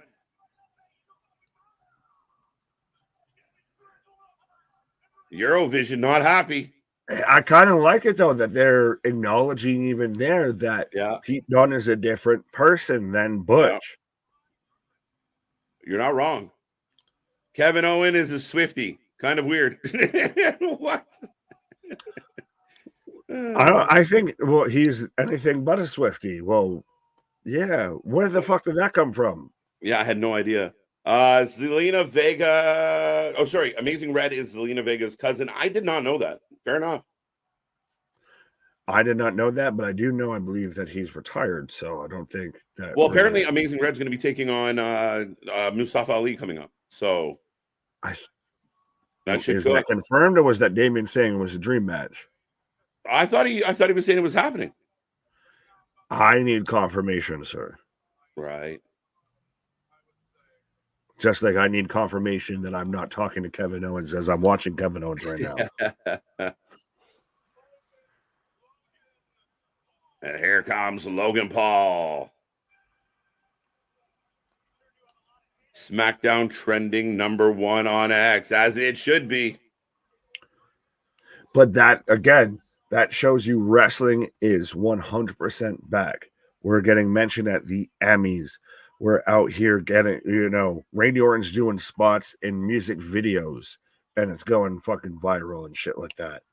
Pro wrestling is as close to mainstream as it's ever been. Yeah, I can't disagree with that at all. We've talked about the boom. I even believe that Edge, Adam Copeland, was on Kelly. He's in a Disney movie. No, but he was on like Kelly and Mike today, like Regis and the old Regis and Kelly show. Yeah, I wouldn't be surprised. Oh, with Michael Freehan there. Yeah, Mike. He looks like if Mike Tyson never got the face tattoo.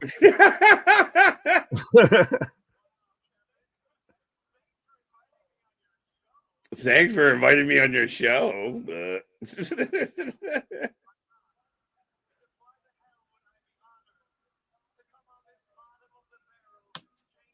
He used janky. Oh my God.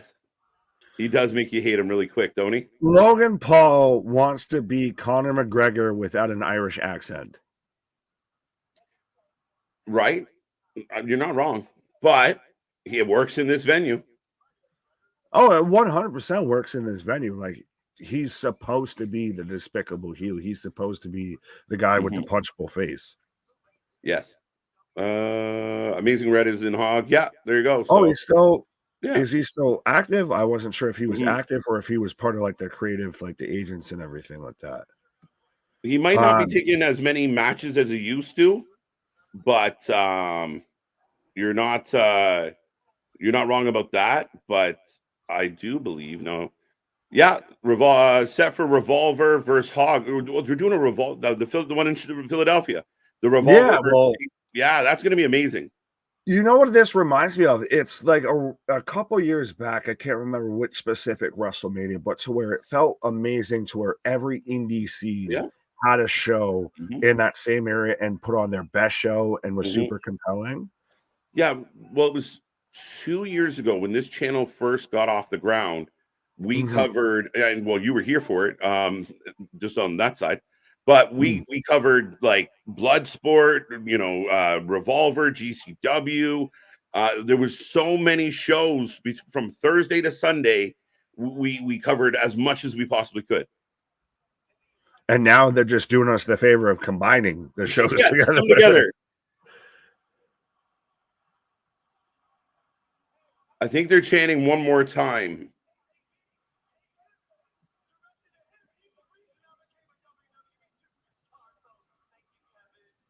He's the reason I became a WWE superstar.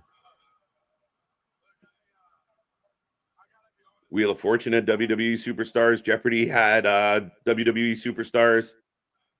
Facts.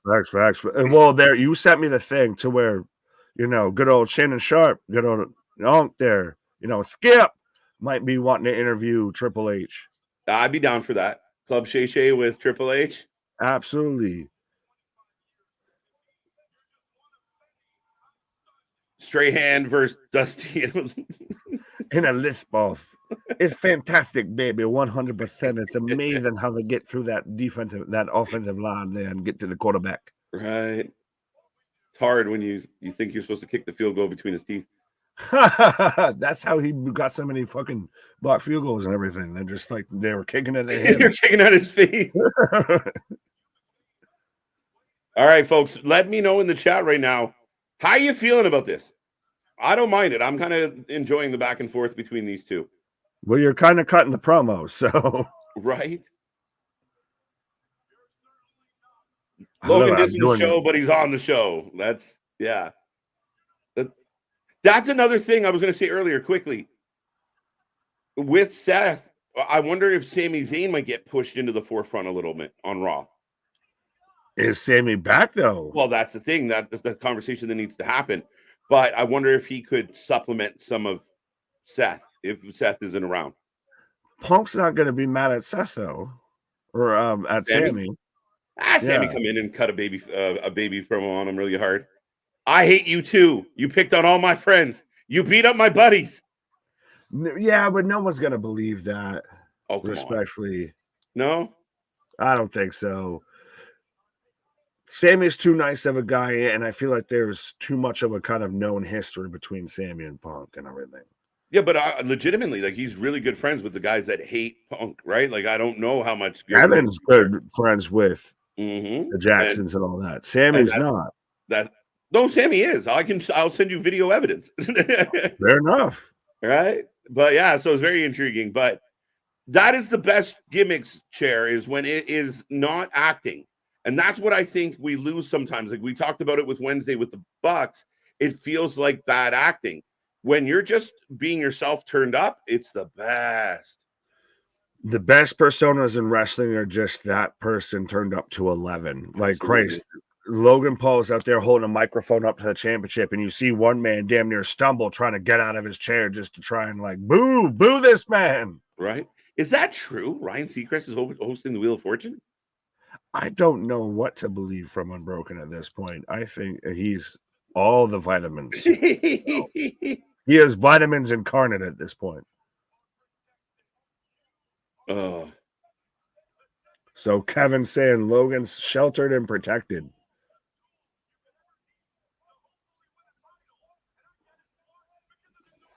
You're not one of us. I like it. Yeah. KJ and Nick, does Dustin remind you of Dusty? Not really. No. About 50% because Dust and Dusty, it's close. That's yeah, but no, not in the same vein. I think Dustin's very much established himself separate from his father, but still being his father's son. Yeah. And you know, much like Cody. Well, it's funny because I think it was today. I think it's today. It was 2 years ago today was Cody's last AEW promo. And I watched it. Yeah, you see that? I watched that video today, and some of it was so eerily foreshadowing that we didn't know at the time. And the fans, the disdain from the fans while he tried to cut it. You're like, fuck, you guys don't know what you had. Ignorance is bliss, and I'll leave it at that. All right. Yeah, Triple H buries AEW on Club Shay Shay. Let's go. I'm all the way for it. Just give me Triple H just doing his best Cat Williams. So Tony Okay, let's get to the wrapping up of this, ladies and gentlemen. Yeah, well, you can't say, oh, well, I knocked people out clean when you got knocked out clean by Kevin like a week ago. He's saying the only reason he got knocked out was because of the cast on his hand.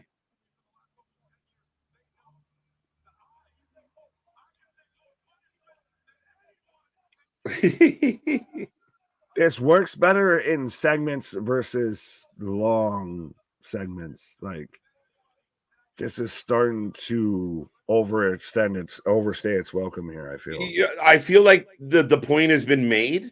I like what they're doing. I really do. But I feel like the point got made, then the point got reinforced. Now we're beating the point to death a little. Right. Like Aubrey Edwards, we're beating a horse to death out here. Do you think Logan Paul would win world champion in W? He'd have to be around consistently. I wouldn't say hell no. I wouldn't. I remember I was the people that thought he might beat Roman at fucking when they did it in fucking Saudi. Like, I wouldn't say hell no. Nothing's out of the question. As KO taking the cast off and eats a right on the button, down goes KO. What a bitch made sucker punch. But notice he didn't put out KO clean because KO's popping up. That's how you know you got a bitch made punch. Knight taken. LA Knight versus Logan Paul WrestleMania, maybe. Logan with the fear of God of right now in his face. If I gave him everything I got and he still stood up. Yeah. KO swinging away. Logan running away. Swing, Kevin, swing. Ooh. Throws the hand into the... Oh, you dirty bastard. He'll still just show up with the brace on and at the Rumble. Mm-hmm. But I like that they're exposing a weakness in Kevin, so when Logan beats him, he has an excuse. Logan Paul is prime time, says the little girl. I get the whole visual. It's a good visual. I would have liked like you said, if you're going to lean into it, he sits there and he does one last thing before he sits there and holds up the belt. He smashes KO's hand into the turnbuckle with the belt. Yeah, could. Yeah. We go back to the bloodline. I agree with you, Juan. I really enjoyed the segment. I know the talking point got a little bit long in the tooth, but all in all, it was a good segment for me.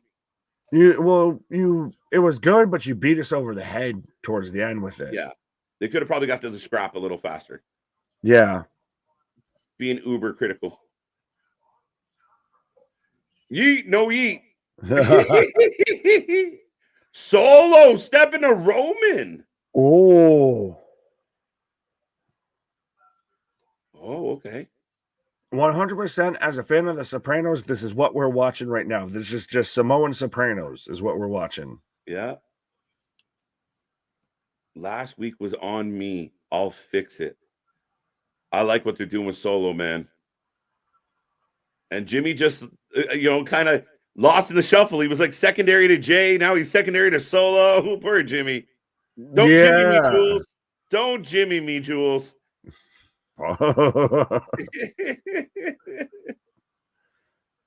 And here come the EDM girls. Or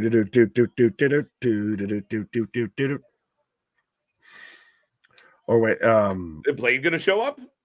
Oh, I was trying to remember the Sandstorm music there too. There for a second here, with,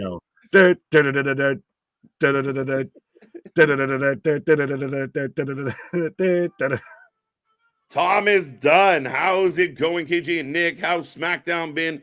Just got in from a funeral/wake. Any worth rewinding for? Well, first and foremost, T's and P's, Thomas. I hope everyone is doing well and you're holding up okay. Sad to hear the news about the funeral/wake.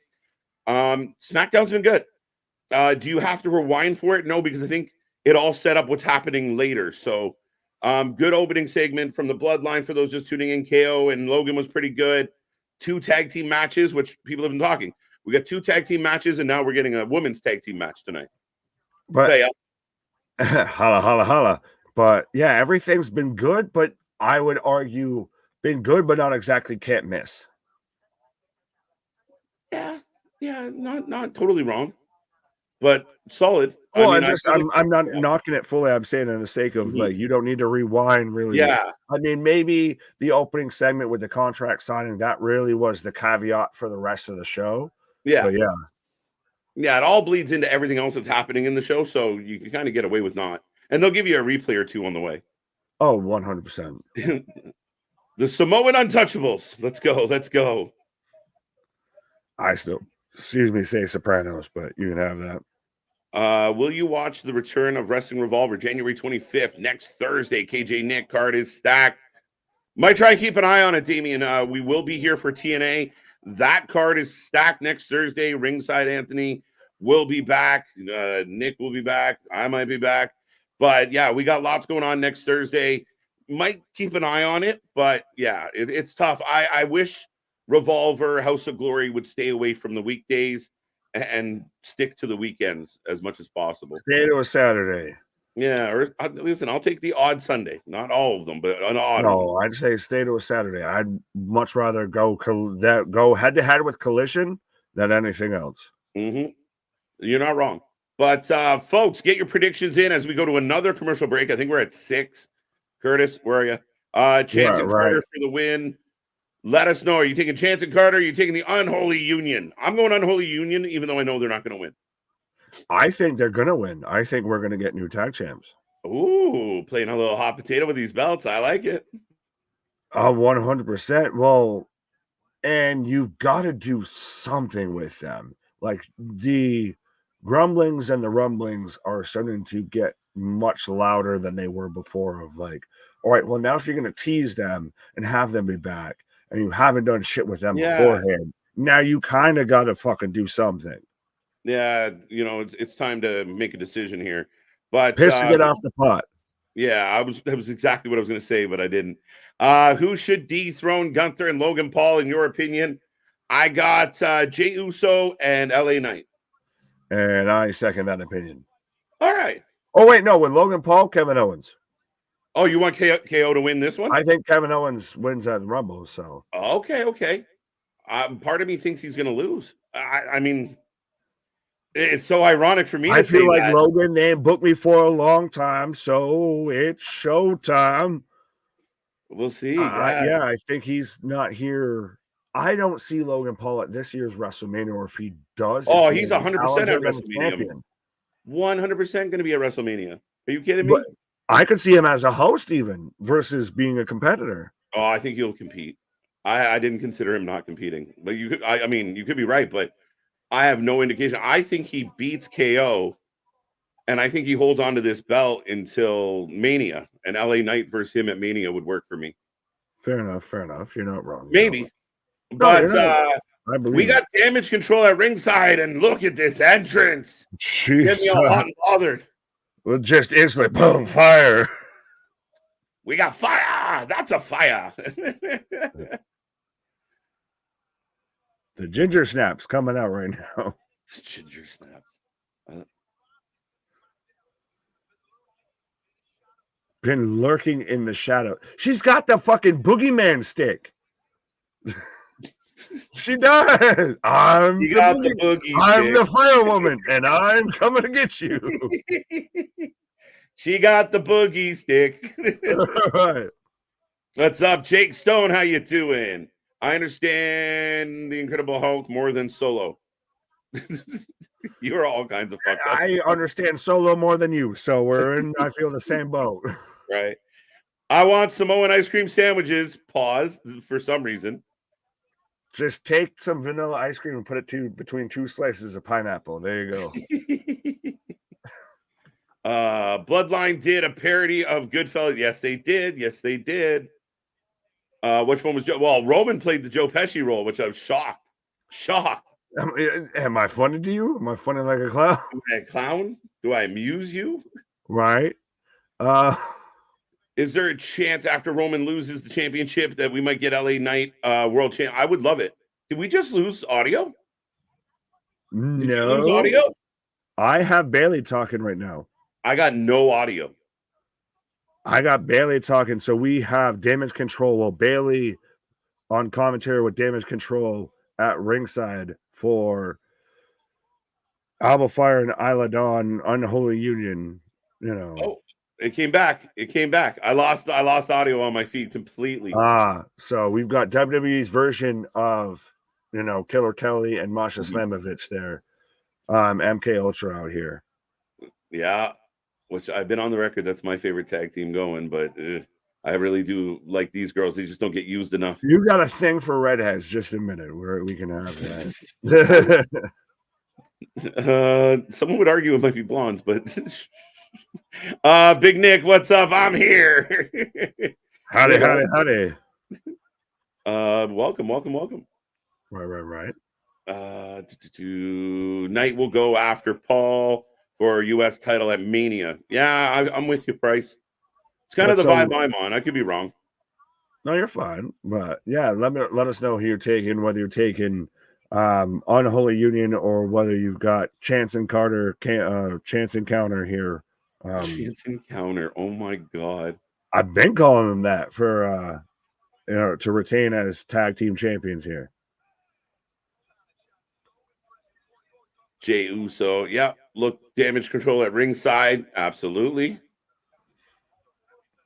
Yeah, now that could be your next women's champions, regardless of who wins. This is why I think there's a chance that the EDM girls are going to retain, but Asuka and that was convoluted as fuck. That just don't ever do that again. That was clearly set up the fucking super quadruple assisted Hurricane Rana slam spot. Just Jesus Christ. Could WWE host a tag team Money in the Bank ladder match? I'd be open to it. I'd be curious. Be a third and potentially a fourth Money in the Bank match on the same show? No, maybe in supplement. Instead, do it on like the go home show. Maybe. I mean, I'd be intrigued by it. Yeah, I don't know. Two count. Yeah, I believe this is 100% heading towards your Sky Pirates as the new women's champions. You heard me. No, you're fine. I was thinking of I'd rather watch them. Oh, Canadian Destroyer. Well, wow. Slingshot Canadian Destroyer. But I'd rather see them take on Alba and Isla versus, Chance and Carter. Keg stand. Wow, they're going to squash them. Like a mother. Boo earns.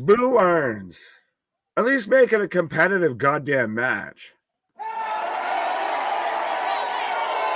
Yeah, no, I don't like that. Squashed them. But yeah, the Kabuki Warriors. Here it is, Royal Rumble. Oh, maybe before that. Pre-show. Coming out second to a big entrance. Looks like Isla Dawn and Alba Fire are picking up the straps. That was incorrect, C-Money. Yeah. Yeah, Damage Control with all the gold.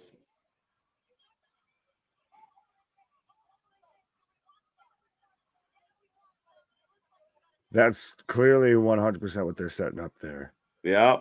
God damn it. Well, babyface versus heels. It'll still be a good match, but just God damn it, do something with Alba and Isla. Like you've had them on the sidelines for so long. And you've had this division. And my fear is they're going to go back to the sidelines now. Right. 3-way women's tag match for the belts at Rumble. I'm in. I'd be okay with that. I hope. They're honoring Pat Patterson on his birthday. Good old Canadian. I dare have a woman snap me.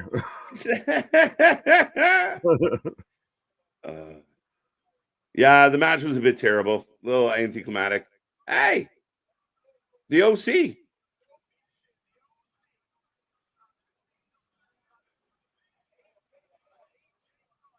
Wow, AJ Styles getting in Carl's face right away. We still have your back, says Luke Gallows. I like this because then if they could come out and help AJ beat LA, it would solidify him in definitely a different light. And I think that's not a bad show. That's probably a way that they could go when it gets the OC actually doing something outside of just, you know, backstage getting reprimanded by AJ. What does that mean, big dog? KJ needs an injection of audio adrenaline. Oh, because when you didn't have the audio. That's how far we are in the comments. That's a weird way to put it, my friend. Adrenaline in my speaker. Something, turn the volume. I can see the bloodline recruiting or working out a deal with the OC.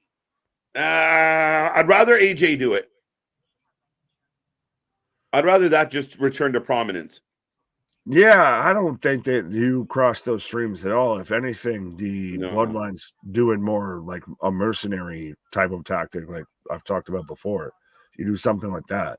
Right. What do you think of the Pride challenging the Final Testament for a 6-man match? I'm in for it. You know, you have to get it.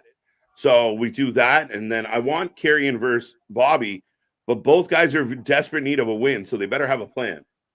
Yeah, that's the really weird part about this. If no one can afford to take a loss.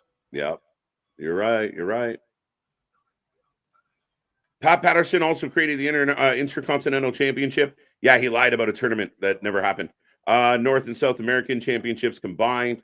Yeah, no, the story was that, you know, there was a big tournament for that belt, and that's how he introduced it. Said by many, and if you haven't seen his documentary, it's compelling as hell, guys. But said by many, one of the most genius wrestling minds that ever existed. Oh, he was pretty much every Royal Rumble that you've ever liked. He was the brain behind it. That's his concept. Yeah, imagine him going to Vince and saying, like, they had Battle Royals and such, but he pitches Vince Royal Rumble, and Vince not, that's silly. And, had to twist his arm to get it done. But thank God he did. It ends up being one of the best things in wrestling, one of the best events we get on a yearly basis, and one of the cornerstones of WWE. So good on him. Oh, 100%. The wrestling world would not be where it is if it wasn't for somebody like Pat Patterson. That match was unfortunate. I at least hope Kabuki Warriors caused the DQ. No, that match sucked.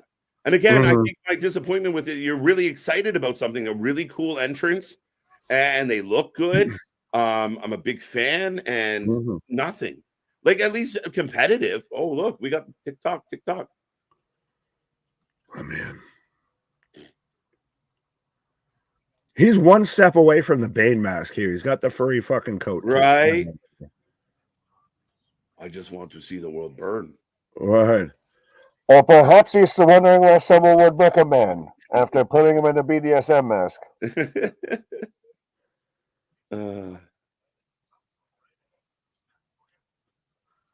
But this has 100% gotten Cross back over into the spotlight, back over. Everybody's talking about him. I like this. I'm up for it. They just have to roll this snowball. They got to get momentum with this, and they can't let it putter. Yeah, you got to follow through with this swing. You can't just swing for the fences and not make contact. Next week, 6-man tag. There you go. So maybe we get Karrion and Bobby at Rumble. But could it be layers into the Rumble match like we've seen? Yes. Punk and Drew go at it. We've got Cross and Bobby. There's still the Cody stuff floating around and everything like that. We've got layers now going into the Rumble match. We've got stories within a story. Yeah, you're not wrong. I like that. And now we're getting a replay of the unfortunate end of last week's match between Carmelo and Austin Theory. Face contusions. Apparently, Theory suffered a slight concussion. You can ring my bell. Ring my bell. Yeah, that's what happens when y'all don't rotate. That's what she said. Pause. I can see the OC versus AJ Styles at Mania. Interesting. 2-on-1 as we've got Carmelo backstage right now. Now, granted, does he officially sign with SmackDown because Nick Aldis was out there trying to recruit him? Yeah, I think so. I mean, I think that's the fit. I think that's what they're teasing. So it'd be weird if he just randomly went over to Raw at this point. Fair enough, fair enough. But so then when Trick gets called up, does he go to SmackDown too? Not necessarily. Okay. Yeah. Is AJ a heel? AJ's kind of in between right now. Oh. Oh, there's the wild man Waller. Right. Well, and Theory out here even playing into it though. You nearly tried to end my career last week. Yeah. Yeah. Next week.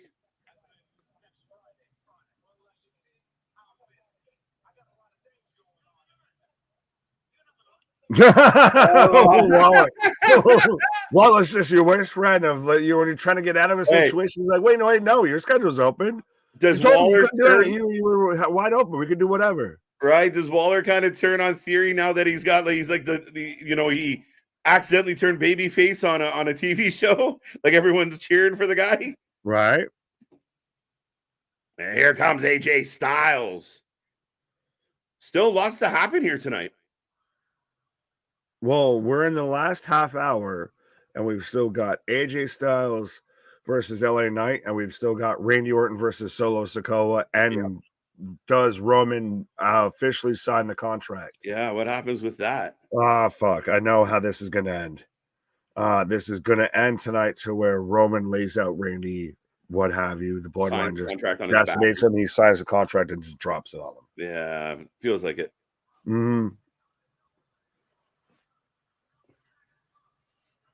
Well, Damien, we'll talk about that in about 30 minutes. How about that? Bring that back up. We'll talk about Chris Statlander. Scarlet blonde, greater than brunette. I like her as a brunette, though. That dark hair and the blue eyes. Woo. Ain't shit wrong with the king. hair color don't matter. All right. Iman popping for Waller. Eric Tate, no tweener. Ever see it a longer gimmick he did in TNA where he went dark mode and started growing the beard? It's like that. The lone wolf. Yeah, the loner gimmick. Yeah, I mean, so yeah, he kind of walks that line. He's just kind of, he doesn't really declare, but again, it all will depend on how they angle it. Like tonight, I think LA Knight's going to get more cheers than AJ Styles. So we'll see. We'll see. And maybe we'll start calling ourselves the Wolf Dogs. The Wolf Dogs. The two-man wolf pack. Well, no, how is going with the Braun Breaker? Yeah. Well, how long did it take you to think that up? 3 weeks? We've been a team for 2. Waller forcing Theory into matches, which is ironic because that's happening with Carmelo and Trick on NXT. Waller's doing the same shit to Theory on SmackDown. Right. AJ is definitely jacked. Definitely jacked. Yeah. He's out here the Swolverine more than anything.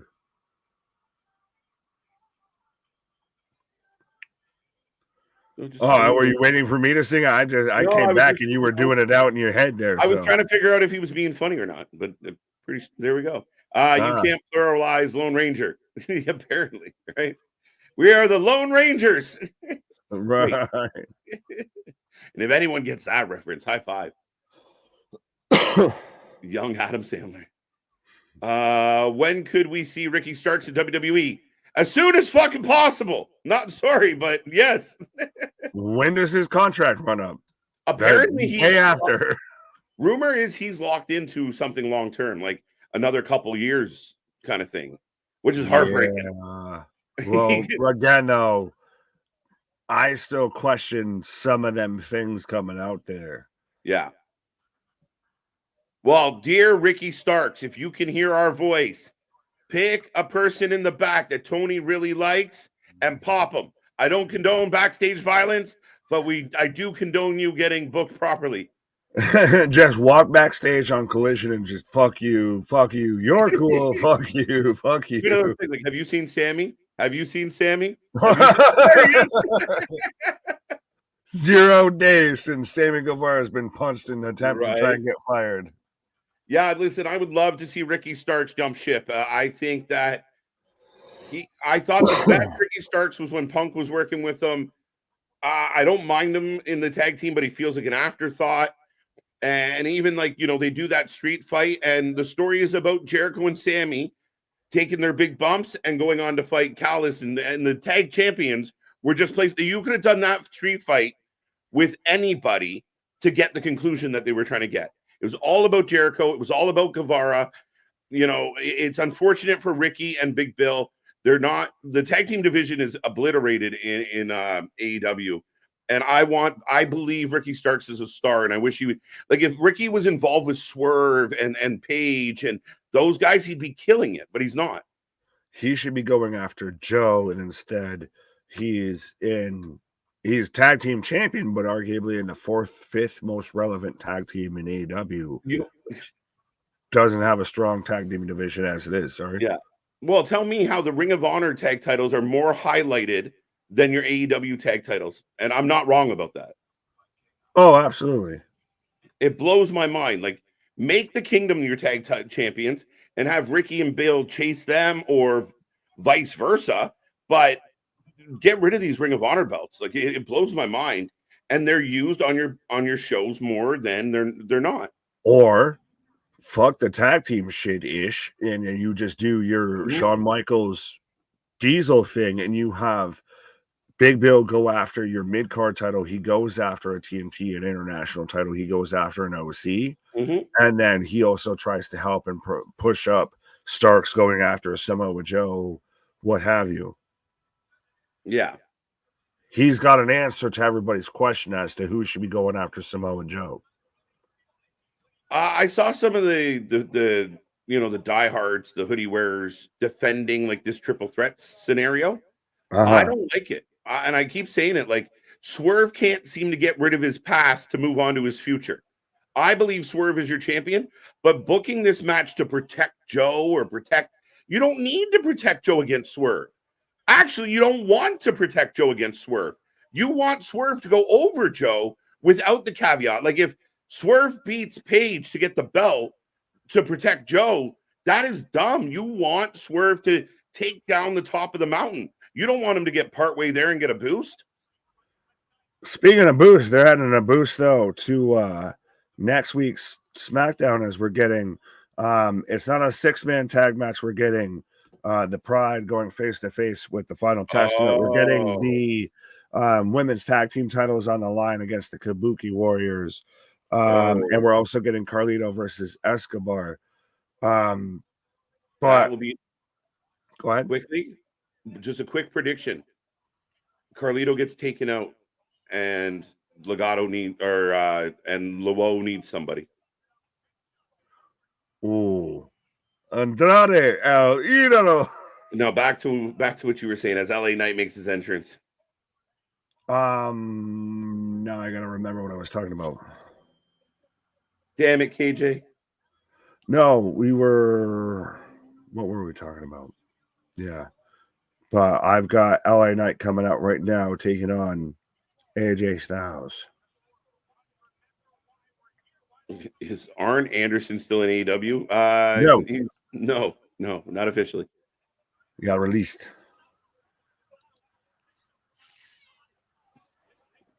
Ripley is on the Elimination Chamber poster, as she should be.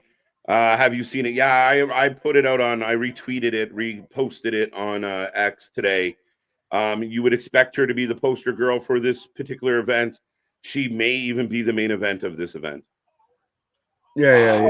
Well, 100%. It's in Perth and everything like that. So absolutely.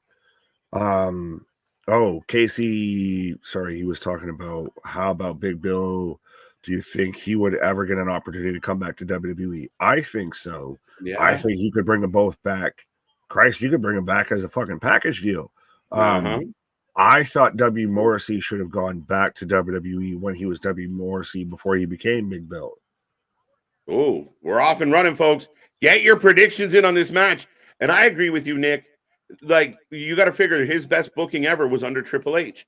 And now that he had his demons, And for all reports, he battled those demons. He's much healthier nowadays. I could see Triple H having a fondness for him. And I keep saying it. And I know some people, it's controversial, but if you get that whoop, whoop, whoop, whoop, whoop, and they come out together, the place will come unglued with Big Bill and Enzo back in the fold. But Big Bill could make his way back. I could see, if whoop, done whoop, whoop. right, a Big Bill versus Gunther match. Oh, shit. A big, like, pay-per-view match. Okay. Yeah. I don't hate it. I don't hate that. Sorry, W Morrissey, because we ain't using no fucking Big Bill shit. AJ for the win. Will be a DQ match. LA Knight versus AJ. Will we get a disqualification? The OC comes out and tries to help AJ and cost AJ instead. Ooh, potential. Lead up to the tension. Yeah, it'd be very. You're not going to get a straight up clean win here. Somebody's got to do something to get a W in this one because, yeah. Going into the Fatal 4-Way, yeah, no one gets a clean win here. Unless you're doing that, like, the only way someone gets a clean win is this is going to be a few continuing past the Rumble match. We are getting a chop trading. Hey, we can get one once in a while. It's when you get 7 in a show. So we haven't had any tonight. So you get one, you're okay. The fact is that it was over and done with by the time we got to your comment says a fucking statement, though, because there's been times to where we could sit there and go for 5 minutes and they're still doing the same chops back and forth. Enzo got major heat with Reigns. Listen, I will say this about your comment. If CM Punk can come back, anybody can come back. There's nobody not. Anybody can be re-signed. The period. Facts. Sliding. AJ Styles right now in control here. Right.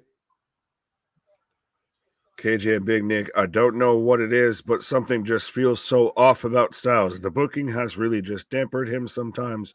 Watching him, it looks like he's spinning his wheels and is disinterested. What is a comment from 3 months ago? Yeah, I don't feel this way about AJ at the moment, AJ. I don't want to disagree with you. And, well, I mean, I have to disagree with will. You, yeah, no, I mean, yeah, I don't feel that way about AJ right now. I think he came back with a chip on his shoulder. He's clearly jacked. Oh, here comes no eat. To eat or not to eat? That is the question. What light from Roman Briggs? Yeah. If we wouldn't get sued, that would be the T-shirt. To eat or not to eat. I mean, is that phrase trademarked? The word is, yeah. We'd have to like put like, you know, it'd be like YE*T. We'll just do it all censored. We'll just do it blurred, like blurry. Wow. Stab him in the gurry. Yeah. LA gets distracted by Jimmy. Solo's here and the match is over. So Samoan Spike. Well, somebody called it earlier. At least a DQ finish, a dusty finish here. This is Solo fixing things. Yes. Like now, Man Teller fixes things. Well, but does this lead to the point to where, as with any good mob movie, to where so-and-so tries to go out there and I'm going to fix things. I'm going to make this right. I'm going to do good on what I fucked up. And then they fuck it up somehow even more. Do I feel like this is where we get into that end game here? Could we get OC here? No, apparently not. No, Spike. Yeah, Dale called it. You're not wrong, Dale. Technically a bonus point for you. If only the championship was on the line. 4-0, big dog. How did you get a point? How are you lying about sparring? Like, the title ain't on the line. You're lying about sparring. Oh, Solo with a mic. 1 to go. Oh, shit. That's how he transitioned to his match. I like that. I didn't like the DQ, but I did like that. I will just say this validates. I know you and I argued back and forth when we were doing our, end of the year awards about, Jay versus Solo, which one was more the breakout thing. Mm-hmm. Yeah. Solo right now is very much, this is becoming his time here. Yeah, and again, I think the only knock on Jay for breakout was that Jay had been in the company for 10 years, decade plus, and had several breakouts prior to now. That's the only difference for me. But they're But both even doing good then, things. I was giving your man Solos out here props. Yeah, no, but Yeah. Solo's definitely come into his own, and even this little evolution in the last few weeks of they gave him the mic. He's not saying a lot, but he's saying enough to get him over. It works really well. Oh, absolutely, absolutely. And that he's out there of I'm gonna fix this, of one down. Randy Orton, get your ass out here right now. He's very much, he was the one that was anointed to be the next tribal chief. And boy, howdy, if he ain't trying to fucking already act up and live up to that name. Yeah, he's definitely trying to definitely fill those shoes or getting prepared to fill those shoes. Very interesting. I mean, at what point does Jimmy finally step up and say, this is bullshit? But we'll see. Right. Colton, what up? Big Dog, I see you of saying you called it. Well, I couldn't tell because you have so many different names that show up in the chat. I couldn't tell whether it was you called it, that name called it, him, her, that name over there. Who? So the theory is the OC is going to turn on AJ Styles. Now, they did say, even though AJ Styles got in the face of Anderson, we still have your back. So could it be that the OC save AJ to restore that friendship? Or is it that they, in fact, turn on him? But then where does he go? Like AJ versus Carl Anderson? How do you play that angle? No, this is setting up, like I talked about earlier, this is to where you have that line of tension and it forges them back together to where then they go after the bloodline as a united front. Well, you see this moment of like, I can do it on my own. I can do it on my own. But every time I try and do it on my own, I get my ass whooped. Please help. I'm outmanned and outgunned in this fight. But now, with Mission being involved, does this play into the idea of Trinity Naomi coming back? I'm down. I'd be okay with that. Naomi or Trinity, I gotta put some respect for Anthony. I gotta keep calling her Trinity. Right. Comes back versus Mission. Yeah, maybe. I mean, it's fair enough to keep calling her Trinity. She still has a match. One more match with Jordan. Yeah, but I want to keep calling her Mia Yim, but they keep calling her Mitchin. So. Yeah, that was again her choice, but I don't love it. I question whose choice really was that. I don't know if that was really right. I hear voices in my head. So here comes Randy Orton, folks. Who do you got? Who do you got? Who do you got? Now, will we actually get a finality to this match? That's the bonus question. No, but we'll get an ending to the show because you still got all this out there again holding the contract. So there's got to be a thing to where I feel we end this to Roman lays out Randy and he signs the contract and just like drops it on his chest or something. Yeah. Now, AJ feels like poor time management had to have a quick DQ. I don't think so. I think they, again, a bit of a bait and switch, a bit of clickbait. Big match, LA Knight, AJ Styles. They know they can't have a clean finish in either direction. So you sell it on that and you transition that right into the main event. Here we go. 13 minutes on the clock. Well, even then, they could still run over. Unlike Tony Khan, they don't announce that they run over. Yeah, facts. Yeah, where would be like I don't know if nothing. What did KO? What ran over? Yeah, I'm curious. KO and Logan maybe, but I don't know. I think that was the plan. I think this is story management opposed to time management. Facts. KJ, will Insider Anthony be joining you and Nick for the Royal Rumble? Oh no, he'll be at the Royal Rumble. He'll be at the Royal Rumble. He'll be joining us from the Rumble. Yeah, that's the thing is, so if you're at the Rumble, go and find Anthony. That's the thing is, again, he'll be at the Rumble. He'll be there and we'll be there in spirit. He'll be there in spirit on the stream here. Yeah, our buddy at the show tonight, and we'll be back again on Saturday. So good on him. Right. Gallows and Anderson will give AJ the whole "how dare you treat us this way" after everything we've been through speech as they beat him down. Maybe. But then would AJ then require a new friend? Like, I don't know where that goes.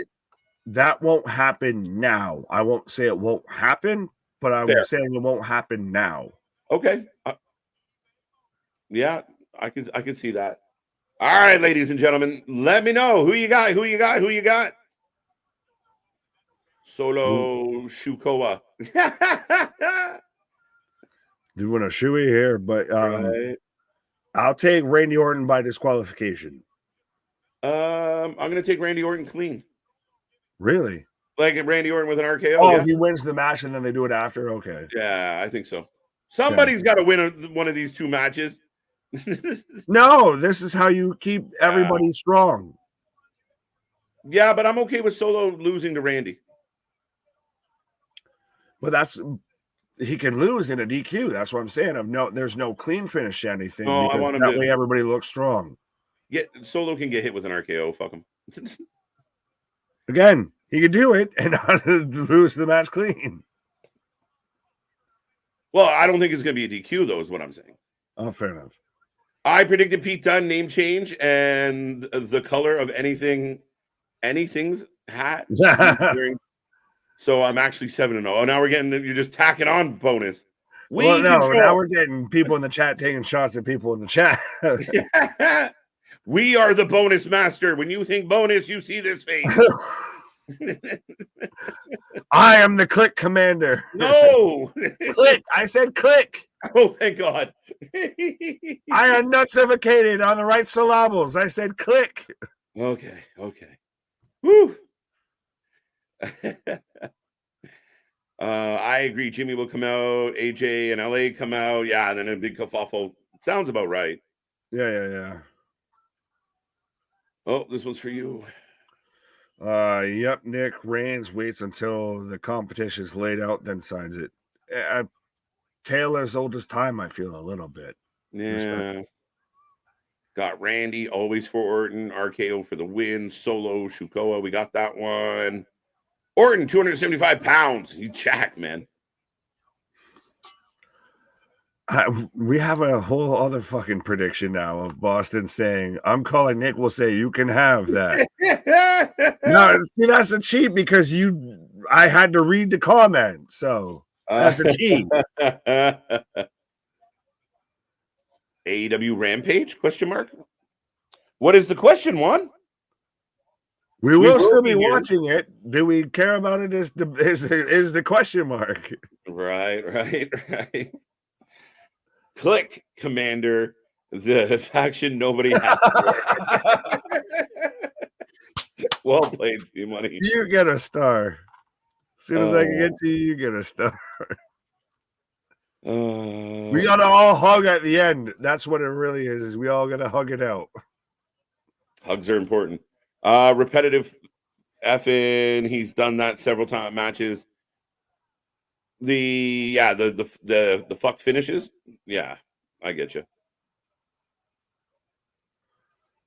9-0. Get the fuck out of here. Y'all are nuts. Oh my God. Solo that's the thing.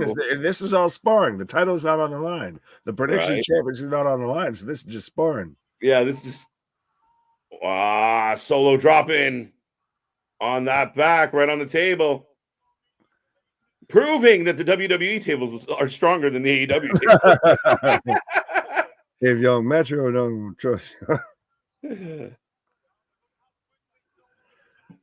This one's definitely for you. Wacky wave of inflatable arm flailing 2-man. Wacky wave of inflatable arm flailing 2-man. Wacky wave of inflatable arm flailing 2-man. As Vance asking Nick, is the Bills Chiefs game on regular TV or Peacock tomorrow?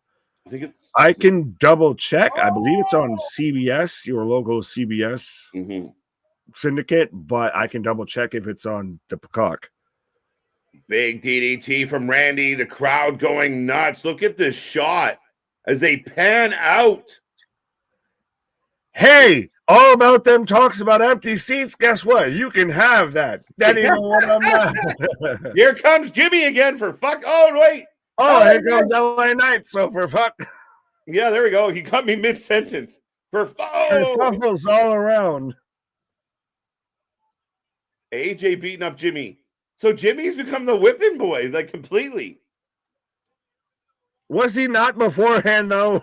More so. I think he's even more whippy. Uh-oh. He's a whippersnapper now instead of just a whipper. Yes! RKO! 1, exactly 2, what I call. 3. God damn you. I'll take 2 points on that one. They'll go 3 from downtown. Swish. From long range, he's on fire. Is it the shoes? There's Jimmy. No yeet till Brooklyn. I like that too. No yeet till Brooklyn. Well, all 3 men are in the ring. Yeah, like I said, Solo you needed to give the fans something. You can't fuck all the finishes. Pause. Mm-hmm. You don't never go full con. LA lays out AJ. Uh-oh. Watch out, LA. Here it is. RKO! He's spelling it for the peeps. I like that of the I do RKO! RKO to AJ Styles. Oh God. This is how you end the show, but wait. Watch behind you. There's Roman's got to be coming up behind him. Yeah, he keeps turning around. Roman with the Superman punch. So now he signs the contract. Yeah, now we still get that same spot. He signs it and just. Why we're a tag team? Yeah, exactly. 2 halves of a whole idiot. Yeah, I thought you just called us 2 halves of a whole. I was like, pause. Listen, you pervert. And there it is, 100%. Yeah.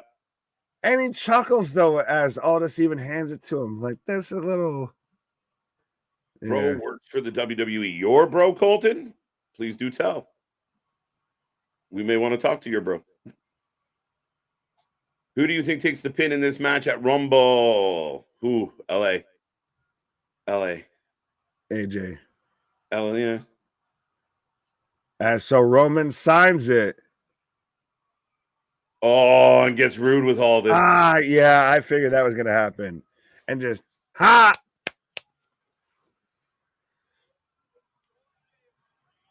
But yeah, if you're talking about bros that work for the WWE, are we talking about the Ultimate Bro? Because he don't work there no more. Shaniqua don't live there no more. And Roman gearing up. Randy's about to eat a spear. Does Randy halfway almost tease that he's going to catch him in an RKO, and that's how we leave it? That would be amazing. If Randy hits him with one instead, it would be even better. Yeah, it could be the delay here. I feel like we're potentially almost setting for it. Yes! Yes! Let's go! Randy looking like a fucking badass tonight. Let's go. And I wouldn't even be mad if the guy won that Rumble. Let's go. I want this guy to take that record. Folks, we ain't saying we work for the companies, but we watch enough live wrestling that we can call the shit before it happens. Yeah, and Chair's not wrong. That especially the Superman punch we just got looked like weak sauce. RKO, I've always hated that move. Wait, I thought I saw Anthony. Right. Nothing. I saw his hat. I can't confirm it was him, but I might have saw his hat.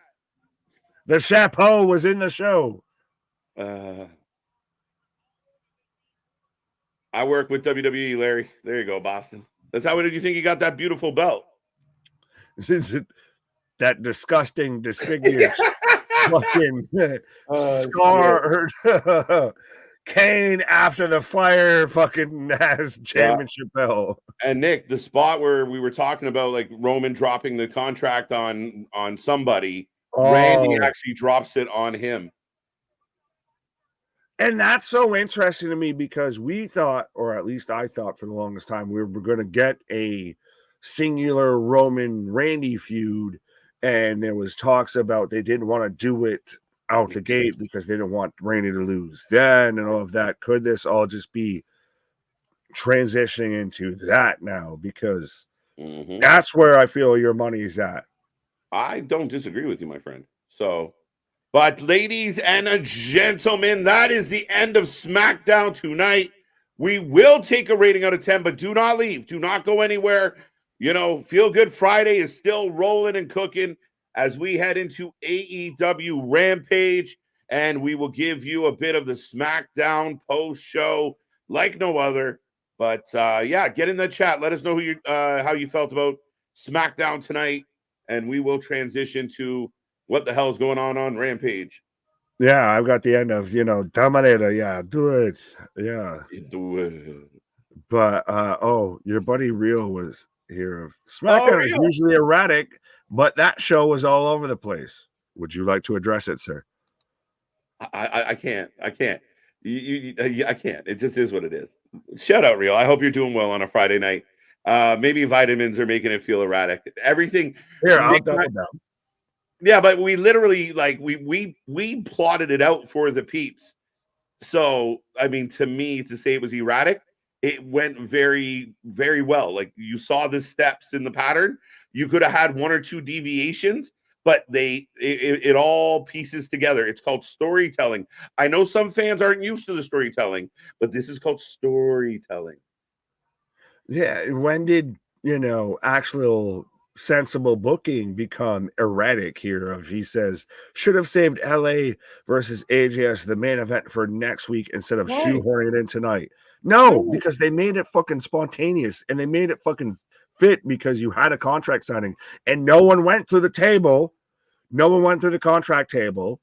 And instead we got a match that came out of it. So you can have that. That ain't even what I'm mad at. Yeah, and in addition to that, I mean, again, it wasn't shoehorned in. It was planned that way. You need to create tension amongst the competitors, not just everybody kill Roman. You need the people in the match to be mad at each other too. You set that up nicely. Plus, what's all around comes around. And I thought it was really beautiful with what they did with Solo, as far as Solo causes the DQ and then says, let's go, keep fighting. And that's what right into the main event. I thought it was well done. Right. Well, Daniel says, what? Wrestling's about telling a story? About telling a story? Not about work rate bullshit? Get right out of town. I mean, you didn't have Jericho in the parking lot, fucking falling into mulch. Oh my God. It's one of those when you actually build to a story instead of building to the story in a week. That's the thing. You don't get used to someone, telling you a good story. Yeah. When instead you've got to try and do the synopsis and read the cliff notes. But everybody out here, Jay Thomas with a 9 out of 10. Real. You with a 9 out of 10. Sorry, Nick. My stomach feeling erratic. We're starting off Rampage with Jericho. Oh, God, come on. Instantly went from the high of the end of that show to this. At least only your stomach's feeling erratic instead of my, lawyer fees feeling more erratic. Again, what bothered me about this match at Battle of the Belts is it's coming out in the echo chamber right now, by the way. You can't hear the pyro. They've turned everything down that much.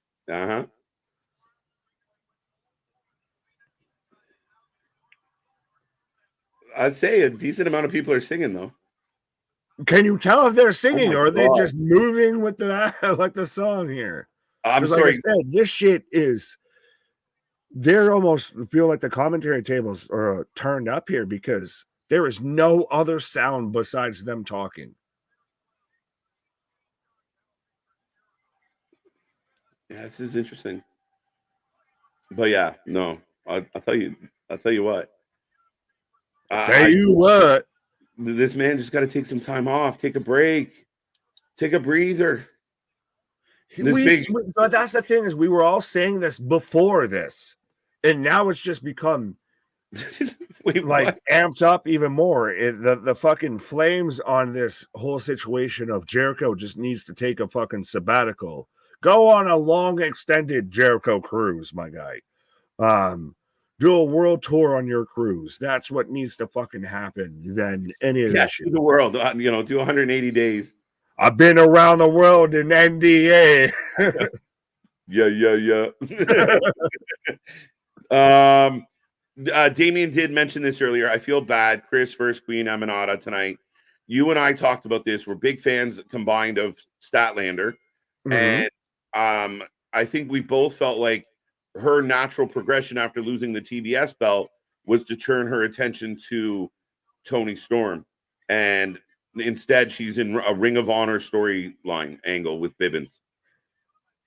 A little bit. Yes, I do agree with that. Granted, Peraza may have cut the line. I don't mind seeing Queen Aminata versus Statlander because I'm fans of both, so I don't dislike the match, but I do get very much what you're saying of that Statlander should have been moving on up to the main card, and instead she's found some Ring of Honor in the sky. I'm trying to hear the crowd in this match. As Matt Sydal and Chris Jericho have kicked it off, we generally don't take a whole lot of predictions on Rampage because most people know what happened. I don't, though, but don't worry. This is you could go and rewatch this match from WWE 2011 when it happened, when Evan Bourne would take on Chris Jericho and shit like that. Yeah. Oh, Jericho barely gets over the rope. Whoa. I've got a shoulder bones right now. 66 2/3 and 0. You got a 33 1/3% chance of beating me at Sacrifice. Right. 8.25 out of 10. Yeah, you got a lot of high marks for a SmackDown. 8.5, 8.5, 8.5, 9s, yeah. 9s. I'll give it a 10s. I mean, I think we had a good week, Nick. I think we really had a good week of wrestling. I think we're getting into the era to where we're always going to have good weeks of wrestling. To where it's going to be a bigger thing when we don't have a good week of wrestling. Fair enough. Well, now you think about it. You've got Monday Night Raw that's got to compete just with it in its own bubble. And then you've got NXT, which is establishing itself as the third brand. Dynamite has to establish itself now with no Kenny Omega, no MJF. It's sink or swim now time. And then Thursday's back there with TNA. So, and fucking strapping a rocket to the moon here. So, sorry. Yeah, no, you're not wrong. I mean, and honestly, I feel like right now, AEW, like Dynamite for me wasn't the best the first 2 weeks. This week was a little bit better. I mean, I kind of liked parts of it a little bit more. I gave it a slightly higher grade, but I've yet to have an amazing Dynamite of 2024. Or 2023 or 2022. I would argue to say. Yeah. Okay, well, I won't go that far, but I will. Yeah, fair enough. Is it ironic that we got Callis and Jericho's locked together in a storyline? Birds of a feather flock together. I said that as nice as I could because trust me, my brain was fighting against it. Like, no, there's a joke there. Right.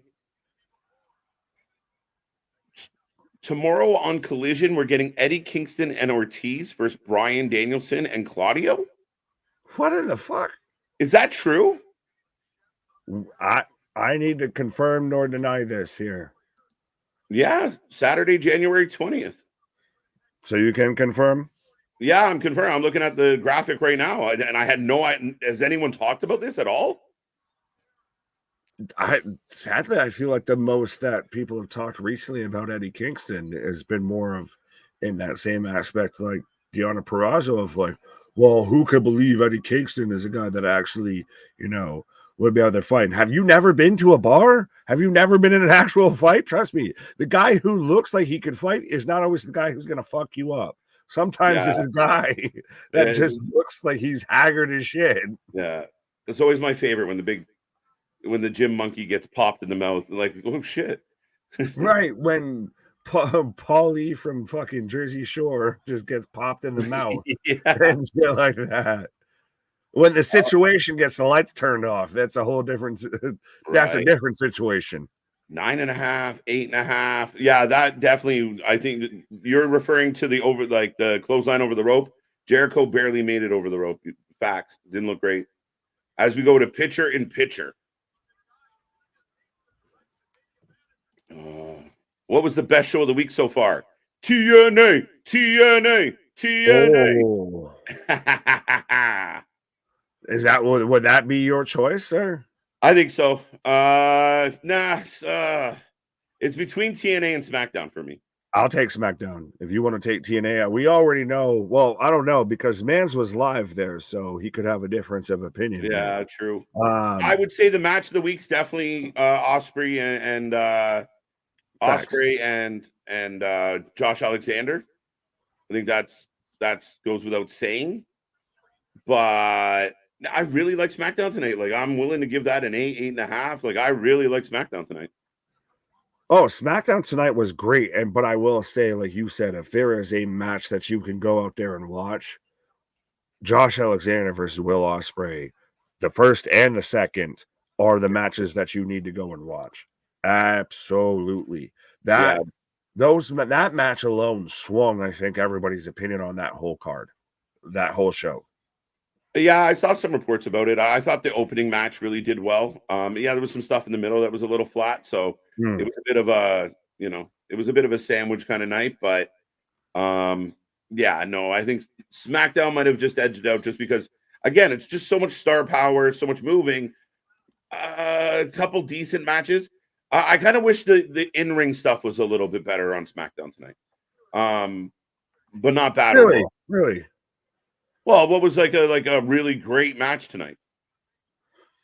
You're not wrong. Like I was just more curious that you brought that up because even pretty much the whole last half hour or so, nothing was a super clean match. It was more spot moments and everything. Like we had the whole moment to where Roman setting up for the spear, eats a RKO.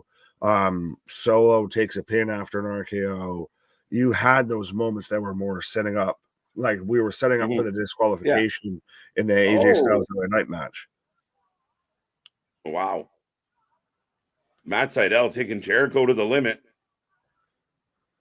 I got Jericho about to be on the outside here, going up top. Oh, he's about to get kicked in the face. I just got the kick in the face and then the kind of flip-you-do for the 2 count. Are we close? Yeah. I wish. Okay. And I think I had to go to my alternative option because the main source, the main tap of the tree there was getting slow. Got that one. Chair, it's Rampage. No, it's not. Well, we're watching Rampage. It was definitely so far not the match or the show of the week. Rampage, yeah. Before it even happened, it is. Well, do we go into the whole debate of which was the match of the week between Jinder and Seth versus Hook and Samoa Joe? We can have that debate. The narrative that Twitter created. They were both the same to me. I would give a slight edge to. I kind of enjoyed. They were both the same. I enjoyed the Hook match a little bit better, energy wise, but overall, they were both glorified squash matches. Well, one was supposed to be a squash match. The other got booked to be a star-breaking moment. Yeah, but I don't even know if it accomplished that goal. Fair enough. Oh, what the fuck? That was a knee / trying to catch him in a code breaker there from Chris Jericho. Right. Matt for the win. Evan Bourne can still go. Botch code breaker. TNA has to get a new TV deal, man. It'd be nice. We talked about that a good bit on Thursday. Yeah. Again, it would really benefit the company if they could pull it off. But the good news is the product they're putting out so far, better production value, better look, better feel. I give them all the points in the world for improving what they're working with. Yeah, I would say it's almost as much as it's needed for them, it's warranted for them as well. Like they've stepped their game up to the point to where you'd argue that they almost feel like they kind of deserve some sort of TV deal somewhere besides like an access TV of, do I have it? Do I have to sit there and stand on top of my roof with a fucking tinfoil hat on to try and get to where I can watch TNA? Yeah, you're not wrong. And again, when we kind of compare the product to other products, it has every right to be on TV. Yeah. Warner Brother Discovery, can you please pick up TNA? Oh, that's the sleeper agent the whole time. It wasn't Monday Night Raw going to Warner. It was Impact. The call came from inside, Tony. It was Impact all along. Right. Listen, for this match being what it is, I mean, a decent match, a little botchy, a little clunky, but not terrible. I mean, fuck, I don't know how I feel about it. Well, it's just when you can't hear any reactions. Like I said, I feel like the crowd mics for this, respectfully, have very clearly been turned down. Like, you can still hear a bit of reactions, but nowhere near as level. And granted, maybe just they're that literally that quiet for this match, which again is warranted. But Judas Effect from Jericho. Yeah. So Chris Jericho out here picking up wins, looking like the creepy guy that still shops at American Eagle, even though he's in his mid to late 50s, 60s. Yeah, and he's yelling at the creepy guy hanging outside of the American Eagle. No, he's just he's greeting him because they know each other. Hey.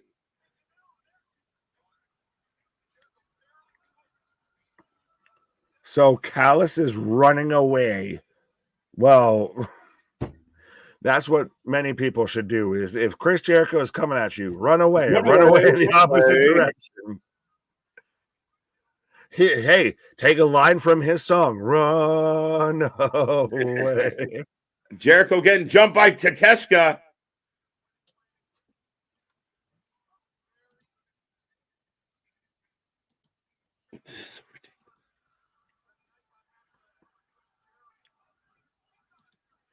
What just happened there? Takeshita is throwing hands in sweatpants out here.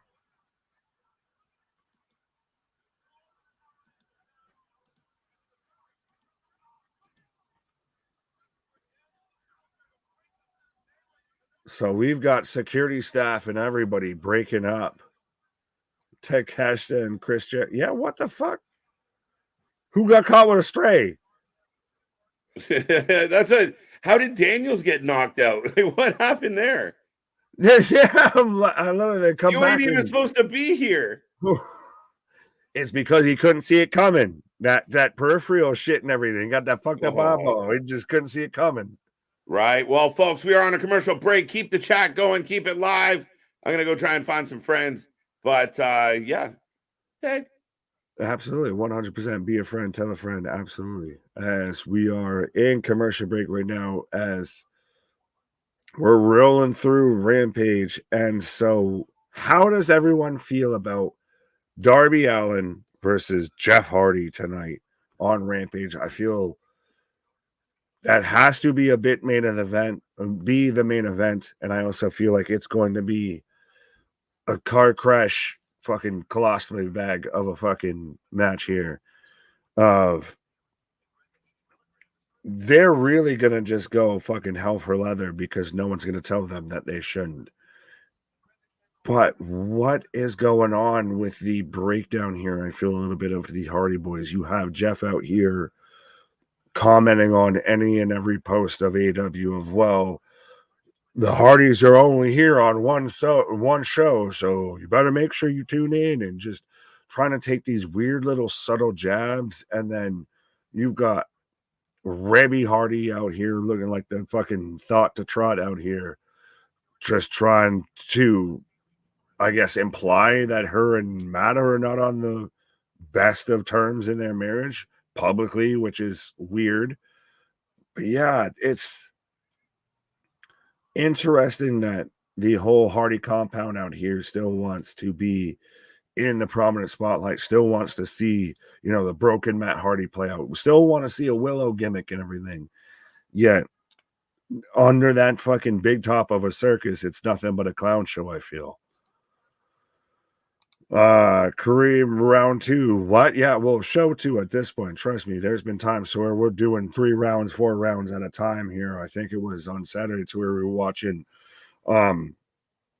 Collision, Hard to Kill, and like a GCW show at the same time, and then still sit there and moved it into Battle in the Valley as well. Trust me, we are the wrestling friends you can't get in real life. Your wrestling buddies you want in your real life. Your alternative commentary. You're, often imitated, never replicated, never duplicated. Somebody that covers more live wrestling than anybody out there doing it. So 100%, if there's somebody that can speak about pro wrestling right now, you're looking at the 2 of them, or well, the 3 of them. 2 weeks from Sunday, Vengeance Day, KJ and Nick. Shout out. Well, yeah, so we got right into Royal Rumble and then Vengeance Day as well here. Dog, which vitamin you on? Good question. Nick, are you from NY? Free my blank Jeff. JV, explain whatever fucking Morse code, sandbox decoder ring shit that was there. Yeah. That first match with Wild Man, I don't know about. It was a good match. I don't know. I was a good match for a Rampage match. I'll say that because Rampage has 100% become the afterthought, the forgotten note here, the bastard redheaded stepchild here of AEW. And that's why I would like to see them move Ring of Honor or something. They need to freshen something up here. Make it a Ring of Honor show with how much you feature. Right? We just had the Ring of Honor show, trios titles prominently featured on Dynamite. If you're going to do that, make it, a weekly Ring of Honor show versus its hidden sit there on Honor Club. And I think that's almost more even a testament of how good Ring of Honor itself actually is versus your weekly Dynamite shows even. As I've got Penta coming out right now. What did JV say? I won't say it. If you know, you know. Well, that's good because nobody knows. So that's a secret between you and you. As Daddy Magic out there, Coke with no Diet Coke out there in the red leather Eddie Murphy fucking delirious Michael Jackson, Thriller fucking red jacket on commentary. Christ, honestly, if you sat there and I don't want to fully push this man out of the ring, but if Daddy Magic was out there, Matt Manard was, commentary on a Rampage on a weekly, you make it a unique show. You make it, go back to the kind of the dark vibe, which it kind of still feels because Penta's out here fighting creator wrestler number 7, I feel. But him out here on commentary, I think could work. He's actually got a bit of a personality. He's good on the mic. He's just a little meh in the ring, I say. Rampage has become Thunder. If Thunder stopped caring and just said, fuck it all. Yeah, it's been WCW Thunder for the longest time here. So let me know if you're taking Penta versus local enhancement talent. I'll try and catch man's name. Penta versus Anthony Henry. So let me know who you're taking and why is it Penta, as we've got a backstabber from Anthony Henry here. I have an assortment of vitamins, of Kush vitamins. Well, there you go. Jeff Hardy, because I'm locked up, they won't let me out. He is stuck in Rampage. I feel like he's stuck in a Rampage because they won't book him or his brother on, a Wednesday show and barely even on a Saturday show here. And it's so interesting because I'll say if Sting wanted to have a tag match for his last match, why not do it against the Hardys? Somebody that actually has a tie into instead of the fucking Young Bucks. This Sting's retirement is going out the way I guess the quote unquote ideal way a retirement's supposed to go is you're putting somebody over on the back end, but you're putting over two people who definitely didn't need you to put them over. They are the fucking vice presidents of the company. So I would have liked to initially have seen a singles match between Darby and Sting. But if we're going to get a tag match, give me the Hardy Boys versus Darby and Sting here. Penta for the win. Nick, I heard Brian Keith has signed with AEW. Well, we talked about this earlier, and it's very a loose term of he's signed. We don't even know if it's a per appearance kind of deal, which is more of just you've been booked for X amount of dates, or if he's actually signed a whole contract with AEW. I feel like if he's done that, we would have gotten a Brian Keith is all elite kind of, thumbnail going around everywhere here. But I think I think Brian Keith would be fantastic. Or would be a great addition to AEW, or actually any company. But I think him and AEW would be a good way for him to establish himself to a mainstream audience. I'll say that. That's the thing is there's a pop-up fucking Death Valley driver for a 2 count there. Discount Alex Shelley here. Fucking swole ass Alex Shelley out here about to fucking pull off the upset. There I go. I can say words. On Penta here. Anthony Henry is one half of the workhorsemen with JD Drake. They're signed to Ring of Honor. He is not local enhancement talent. He's signed enhancement talent. Fair enough. Thank you for correcting me on my mistake here as Penta just sends this man into the nether regions here. Pause with the small package pile driver for a 3 count. So, yes, like C-Money said, he's not local enhancement. He's signed enhancement because they have so many people on their roster. He seems like local enhancement. As someone who's a huge Sting mark for the majority of my younger wrestling fandom, it makes me physically ill that those 2 douchebags are using him to get themselves over. You're not fully wrong here. So we've got Renee backstage with... What the fuck is happening here? Ruby's just... I know I'm going to get ding points here because I'm not remembering blonde lady's name here that's getting choked out here, but 100%.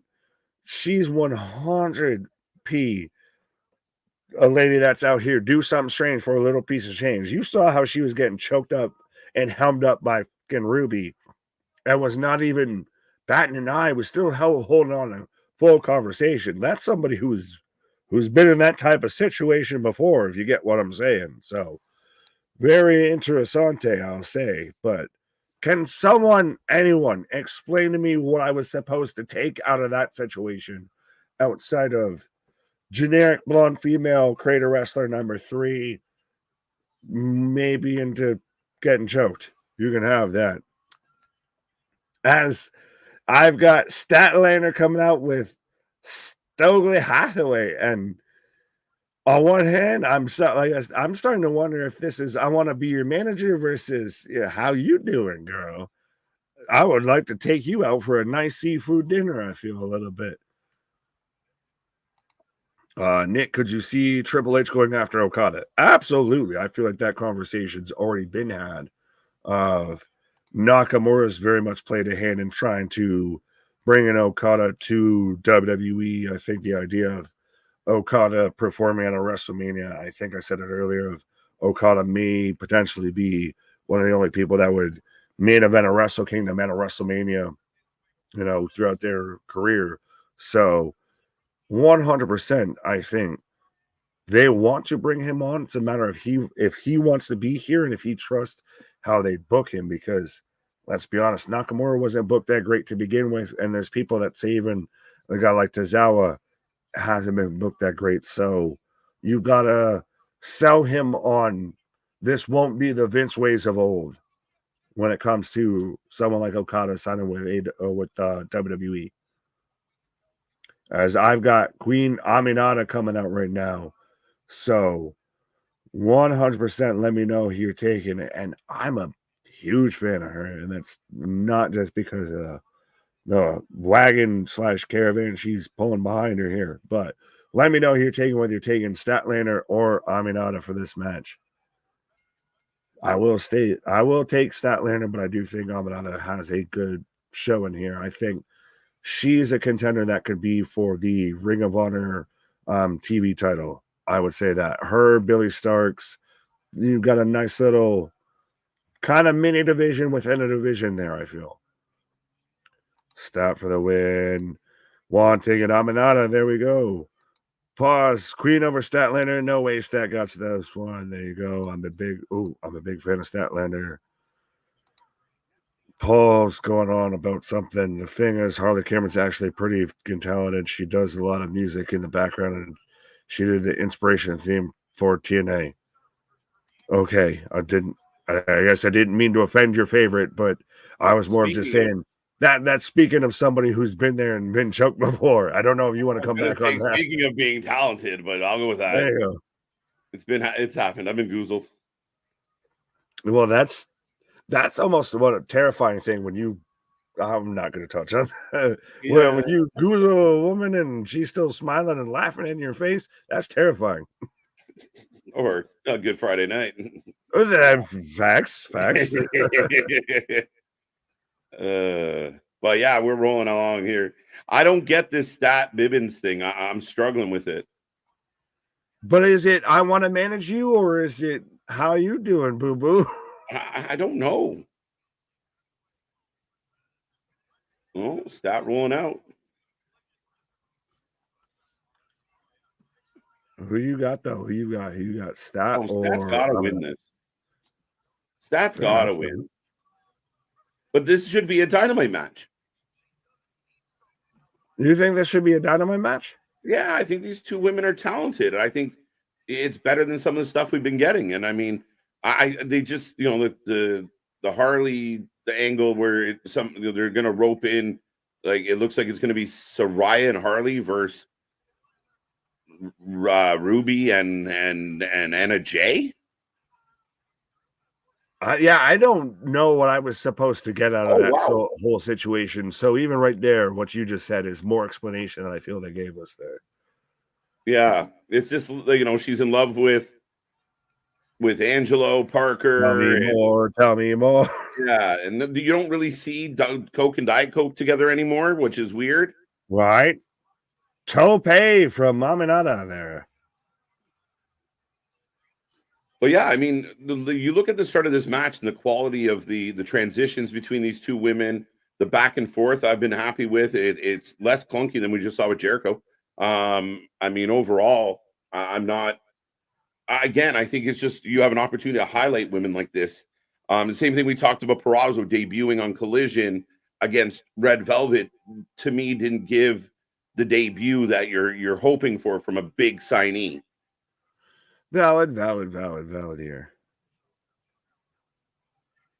But as we're in picture, at least the show's in picture, I'm going to move us to single picture here. There we go. So Nick's going to take a pause for the cause, folks. We still got 50 people hanging around watching Rampage with us. So thank you for being here. Ryan, I'm not sure I've seen your name before. So welcome. My favorite wrestling is Randy Orton. So not just wrestler, the wrestling. No, Randy looked like a complete stud tonight. I love how they played it out. I like that he got everybody. And he initially was the challenger, the guy that we expected to go after Roman Reigns. So he looks like Randy Orton, like you expect him to look. He got the pin on Solo. He takes out his two fellow challengers, and then he takes out Roman, drops the contract on him, Ryan. You're not wrong at all. You have to cheer for what Randy Orton brings to the table. And I will beat this drum until I get what I want on this. Randy Orton needs to win a title, and then he needs to win another title, because I believe he should retire with the record for most title runs ever. Not John Cena, not Ric Flair, not anyone else. Randy Orton, and part of that is when John Cena was off making movies, which I don't hate him for. That's his, what he was able to do in transition in his career. So kudos to him for pulling that off. But when he left to do that, Randy was in the business, laying in the work, and doing. You look at the run he had with Riddle. Was anyone else going to get Riddle over the way Randy did? Probably not, because of the way Riddle was backstage and such. I love Randy Orton. I'm a big fan of Randy Orton. Everything from the legend killer to now being a legend. I want this guy to retire as the record holder. And I also, again, he's a first ballot Hall of Famer. Tonight, he looked like a badass. Tonight, he looked like the guy that might win the belt. Even though we probably, we all believe that it's highly, highly unlikely. They set him up really nicely, Ryan. That's what happens when you kick even you stop hanging around with the boys. That's why you don't see facts. There you go, JV. So they're trying to get some realism into this story of like you're not hanging out with this dude anymore because he's got a girl. Fair enough. I'll accept that. That's not terrible. Bash 8, good to see you. Welcome back, sir. The way he was handing out finishers tonight, you could have called him RKO. I don't think he wants to be anywhere involved in, connected to Oprah in any way right now, Daniel. I don't think many people do. Are you interested in Eddie Kingston, Ortiz, BCC, and Buddy Matthews versus Daniel Garcia? Buddy Matthews and Daniel Garcia should be a quality match. Eddie and Ortiz, the last I saw them, they were fighting each other. They weren't friends. And the BCC, I mean, we got 50 people hanging around right now. Am I wrong to say that the BCC could die? Like, we could put the BCC to bed at this point. It doesn't feel like a faction. It feels like a faction of convenience at times, a loose affiliation, if you will. But I think the BCC is kind of taking its course. And generally, Brian's doing his thing. Claudio's doing his thing. Garcia, Yuta's doing his thing. I really think the BCC could just go away. I mean, ultimately, if they want to, do this, fine. I don't know. I think the tag match is okay. I was shocked to see that it was booked. But yeah, I mean, we'll see. Collision's been interesting. We're also going to get Adam Copeland doing a segment. John Moxley returns to Collision tomorrow, so that will be interesting. Roll up. Big clothesline by Stat. Thank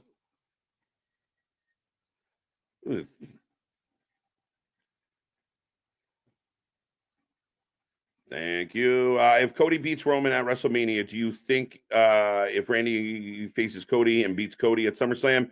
Potentially. One of the things I did like about Cody going to WWE and now Randy coming back is the history, the friendship. There's a really good story to tell. If Cody is the champion and Randy turns on him, there's a really good story to tell there. And I like it a lot. I mean, you need challengers for Cody to keep him compelling once he wins the belt.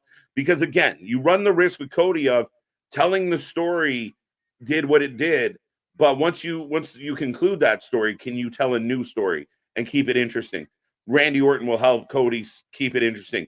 I mean, potentially, especially if Cody ends up on SmackDown, could Aldis be like a heel general manager towards Cody and eventually lead to a rematch between these two?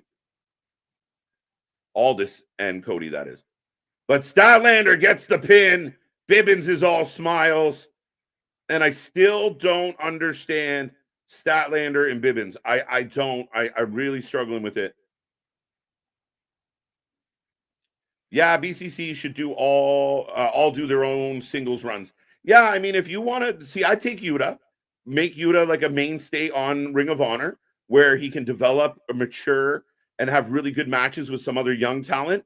Moxley's Moxley. Again, Moxley doesn't really need a faction. He's the wild thing, right? He kind of marches to his own drum.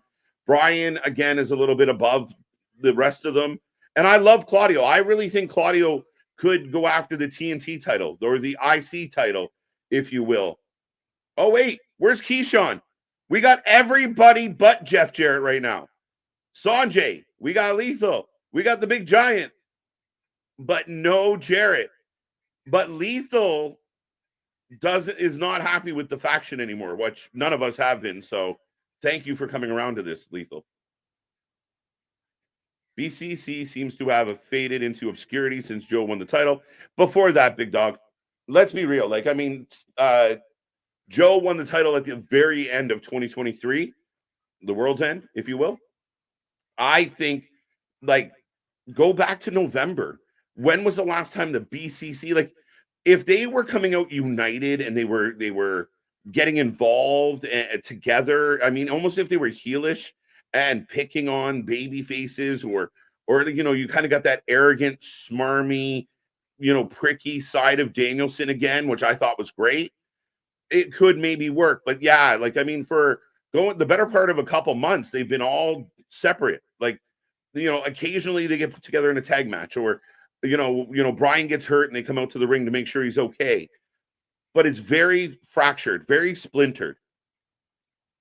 As we go into another commercial here, folks. KJ, I can see Bibbins turn on Chris and team with Queen Aminata. Yeah, maybe. Again, I don't get this whole thing. And Willow somehow loosely involved with it. I thought when Chris Statlander lost the TBS title, she would be moving on to fight for the AEW women's title. Like, to me, that would be the natural succession, right? Like, you've done your stint in the kind of the mid-card women's title, you move on from that mid-card title. But in this case, it doesn't seem like that's happening. To me, it feels like Statlander took a step back. And I'll be 100% honest, I really enjoyed the match her and the Queen had tonight. I thought they went back and forth really well. I didn't catch any major botches or sloppiness. The very smooth quality match overall. And again, I think you have talent like this that isn't getting booked properly, that could be in a different position. I really want to see another Ricky Starks versus Cody Rhodes down the road. Hold on tight, Damien. It could happen. It could happen one day. I mean, there's also, I mean, people have still joked and talked about, you know, MJF versus Cody Rhodes. Interesting. But yeah, Cody as champ, I think there's a lot of options for people who could potentially go after him. I mean, even Seth Rollins has a receipt to cash in on Cody. Cody beat him 3 times. Down the road, Seth might get that win back, or at least one of those wins back. I love the idea of Aldis and Cody, because think if you guys don't know, and you guys can go look it up, but Cody and Aldis had an amazing rivalry in NWA over the 10 pounds of gold. I mean, there's that potential. Randy and Cody have a deep history. Jay and Cody have a history. There's a lot there. There's a lot of meat on the bones for Cody as a champion. You might be onto something. What if Nick Aldis turns on Cody and helps Roman? Potentially, right? Like, I almost see it as Cody wins, Cody starts becoming the champion, and there's like this tension between him and Aldis. It would be post Roman. Right now, again, Aldis, what he's doing right now, and he's having a lot of issues with the bloodline. So yeah, maybe not yet, but if Aldis, as Cody transitions, like, you know, Cody starts staking his claim, like Roman steps away because he lost the belt. The rumor is when Roman loses the belt, he's going to take a bit of a break. So if Cody transitions to SmackDown and is the champion on SmackDown, but he starts butting heads with Aldis, and then Aldis starts putting him in matches that kind of, you know, unfair. He starts being that, you know, abusing his power a little bit to the point where, you know, it leads to physicality. I could see it working out. Speaking of leading to physicality.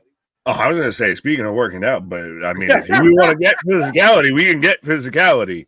Let's get yeah, physical, I do really like the idea, like you mentioned there, of Aldis and Cody being a thing. Yeah. Run that back, right? Oh yeah, and again, for those who don't know, their feud over the 10 pounds of gold was what brought a lot of people to the dance when it came to NWA. Well, and not only that, what actually really helped put AEW on the map was Cody and Aldis. Mm-hmm. Right? People forget that. That was a prominent match at LN. Yeah, it really was. And that was a big payoff and one of the best matches on that show. I'm in the back. Renee, the hardest working person in all of wrestling at this point. So now we're setting up Stat versus Willow. I don't know if we're gonna get a match between the two, but definitely something here. But Renee out here looking like she's wearing fucking Winona Ryder's, outfit from Beetlejuice. Beetlejuice. Moxley.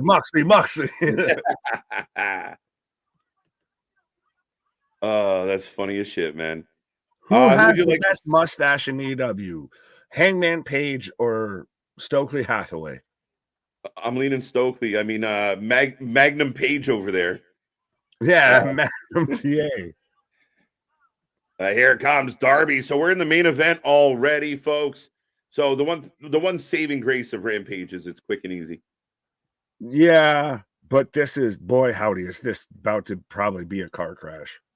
But it's just funny because we just talked about Darby getting involved. Like he's kind of loosely, like he's involved in this Young Bucks storyline. So he has this arbitrary random match with Jeff Hardy tonight. And they keep showing replays of how they almost ended his career and life. But he doubles down on it too. Of even like, I broke my neck. I was gonna go to the hospital. I live in the hospital. That's not a fucking brag. That's not a flex. What you think it is, my guy. My guy, the exact words. Literally, like that doesn't make you fucking cool. That makes you stupid. Congratulations on being the world's smallest idiot. What the fuck is that supposed to accomplish? Jeff Hardy comes out and looks so uninterested. Well, someone call Eric fucking thing. Check like on his hand up like he was gonna do that, and then he was just like, yeah. Someone check on his fucking sobriety level if he's on the up and up here. Jeff Hardy might be the only pro wrestler to get pulled over on his way to the ring. Oh man. Definitely save the Cody versus Randy possibly feud for SummerSlam. Time, slow build up. I completely agree with that, Vance. And again, it's such a really good storyline of two real friends that you can pull that into a very deep rivalry between the two if Cody's champion. Right. And we're getting a battle of the half face paints here. You put them together, we got one. I was going to say, a field sobriety test might be the finish of this match here. Tonight, I'm working for half the face paint. Tomorrow, I'm working for half the face paint. I'm working for half the face paint. Keyshawn, you mean Double J not on the show tonight? Vance, this was an interesting thing. So Jay Lethal has issues with the faction. He's not happy anymore. No Jarrett. Keyshawn's going to be heartbroken. Jarrett was not involved in the segment at all. Oh, my heart beats still. Mm-hmm. After the Royal Rumble pay-per-view, 2 weeks after that, we have Vengeance Day. The week after that, we will be here for the first ever Breakfast with the Boys. We're going live at like 4 a.m. Strap in and strap on. It's going to be they better have some excitement because it's going to be up. Bring the coffee. Someone make a Dunkin's run or a Timmy run there if you're in Canada. Right? Oh, quick pin attempt. But yeah, we'll be up early, moaning, yawning. And I mean, so we got Elimination Chamber coming. Then we get Revolution. Wonton already on the outside. Oh, Jesus. Sorry. You're not wrong. They need Jesus. Not even a 1.5, like not even a half count there. Yeah, Jeff Hardy chucking dart. Oh, wow. Jeff Hardy definitely working with a bit of a heel edge here. I'm just sick of you doing what I do. Right? I'm the OG you. Right. I was a crash test dummy before you were ever signed. Born. And just through the top of the announce table. You can have that. That ain't even what I'm mad at. Oh my. Oh, right into the barricade. But amazing though that the tables on Rampage are somehow constructed stronger than they are on Dynamite. Okay. We haven't seen the BCC all together, all 4 of them, in a hot minute. Definitely a hot minute. When you were on your pause, I was talking about, like, is it fair to say that the BCC could probably dissipate at this point? Oh yeah, well, I was going to make the joke there of, yeah, we've never seen all 4 of them at the same time. So does the BCC really exist, or do they just say it exists? Yeah, right. Then they'll throw them in a random tag match and be like the BCC versus, Eddie and Ortiz, but they don't really feel like the BCC anymore. No, especially when the one guy from Blackpool left the fucking company. That's the other part of it. Very interesting.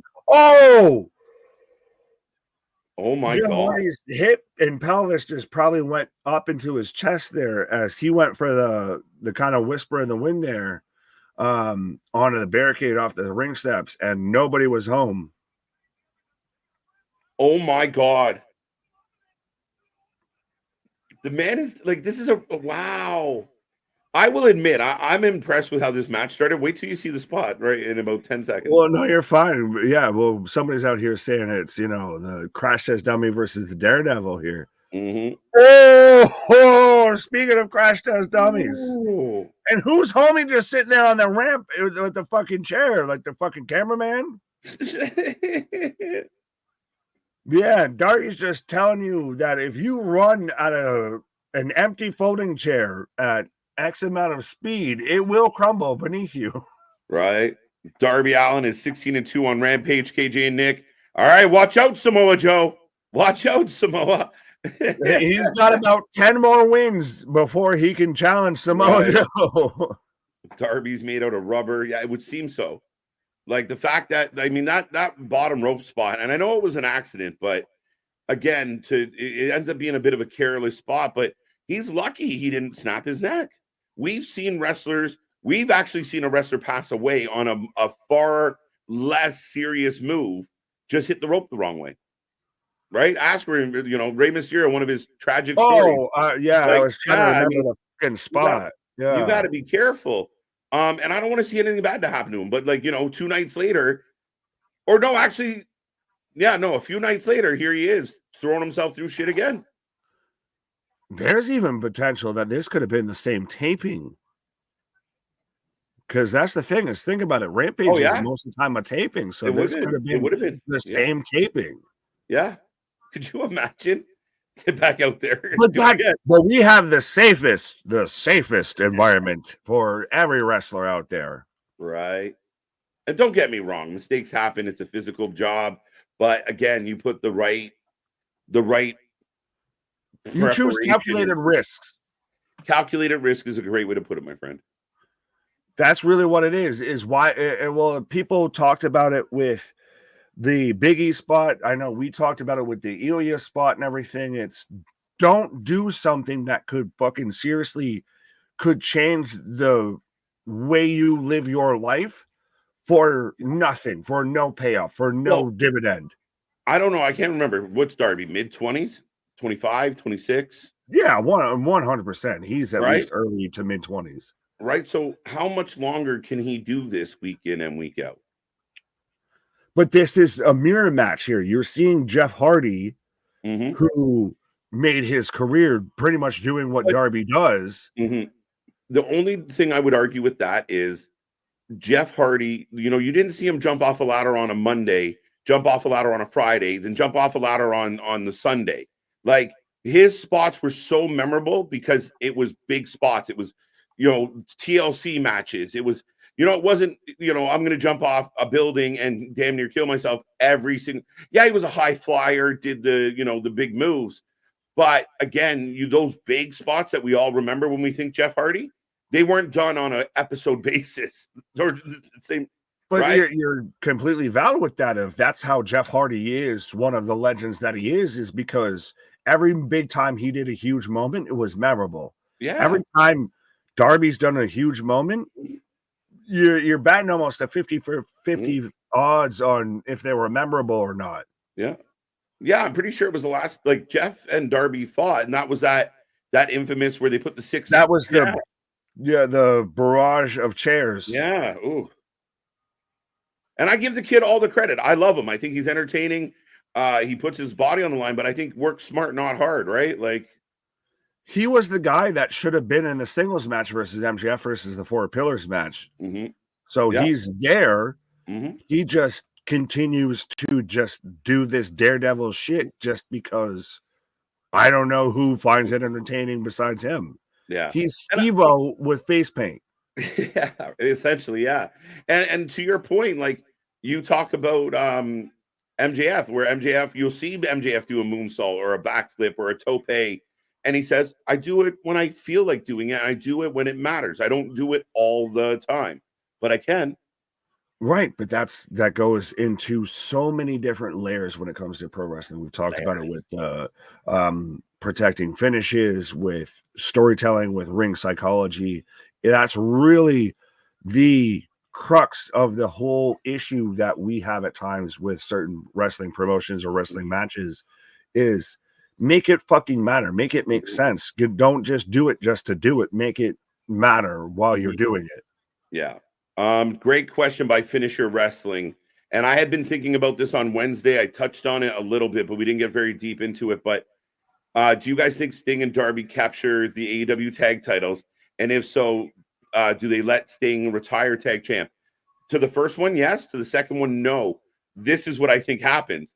Sting and Darby find their way against Big Bill and Ricky, and they win the tag titles. And not only do the Young Bucks retire Sting, they win the tag titles in the process. Ooh, doesn't make your yeah, ooh, yeah. I think neither on all of the above when that I don't know plays out there. I could see where it could happen, but I think and I hope. Oh my God! Canadian Destroyer from the top, brother. Big Dog's out here. 31. Yeah, I'm gonna have to double check that because I don't think he is. Yeah, I thought he was younger than that. I guess he just looks young, right? Right. Maybe it's the face paint. Maybe it's Maybelline. We don't know. Well, I mean, part of it's his stature, right? I think as well. He looks right. 70. Whoa, what's with the number 2 poster? It's like when you play Street Fighter, where we let you know the kick out. So you're right. It's the same show because it's the same taping. Yeah. So think about it. He had the match and everything. He did everything before. Had the whole no, that one wasn't that one at Daly's place. Oh, that's right. That was Daly's place. Yes. Yeah, because the end spot was off that platform. And yeah. So that one was at Daly's place. But so back-to-back shows, though, he's getting whipped in the ropes to where he's even admitting I could have broken my neck. And now he's out here. Oh, speaking of breaking his neck, look at have you got the Canadian? There's 2 spots coming up. AJ, it's so hard to pick favorites. I mean, it depends on what the moment, the mood. Eddie Kingston and MJF. There you go. I think MJF's the best guy in the company. A favorite. I mean, I was a really big fan of FTR, but I feel like they've fallen off, even though people don't want to agree with me on this one. Malachi Black, that never gets used.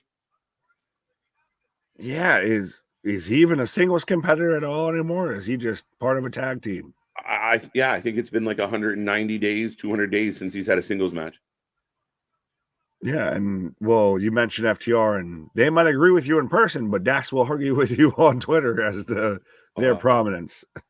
And that's part of, I think, why I kind of soured on them is it's just bullshit. Shut up and do more, say less. Yeah, don't be a bootlicker. I get who's paying your checks, but don't be a bootlicker. You're better than that. Right. I had a lot of respect for the guy for being open about his shit, but then he realized, the more that he bitched about what was happening in AEW, the less they got booked. So he's just going with the flow so he can get some jobs in. Yeah, especially when your partner gets booked with a gun. Yeah, they've very much become that holiday bonus comes in nice and handy. Yeah. And I agree. This match has actually been like a really good match. Like overall, it's been decent. A wreck of a match, but big spots. And now, oh my God. I've got Darby getting set up on a table here as we got a table set up on the outside here. Yeah. Shirts are off here. Nobody home. Oh my God. Man just goes crashing through the table. Fuck. They're trying to kill Jeff Hardy. I fade away and obsolete. Big Dog, this is inaccurate. Darby is not with Gigi. Gigi is actually with Zachary Wentz from the Rascals. They were once upon a time a thing, but Gigi has moved on to Zachary. Yes, tale as emo told his time. Right. And I'm not sure. I don't believe they were ever actually married, but I could be wrong about that. But they are currently not married, or if they are, somebody's got some splaining to do. Right. Yeah, but Darby is 31 years old, according to Wikipedia. There you go. I mean, I thought he was younger. I thought he was like 26, 27. But even then, still, I'm 4 years older than this man, and I'm just every bump. I'm like, oh no, I couldn't even do half that and try and get up in the morning. Right. Yeah, this is definitely a fun match, and I like how Jeff came out with a chip on his shoulder, throwing Darby around. A big drop. Oh, knees up. Yeah, knees up. A bunch of big spots. Jeff Hardy's got to be in legit pain right now. I mean, kudos. And Jeff Hardy's staking his claim of like, look, I could be on Dynamite doing this shit, getting you guys ratings, but you got me here on Rampage. But see, this is to me even telling that you could have had the Hardy Boys versus Sting and Darby, and that's way better than Bucks versus Sting and Darby. Yeah. There you go. That's the end, folks. Shout out to the little kid that's kind of creepy in the front row with the Sting mask. So Darby wins with the crucifix.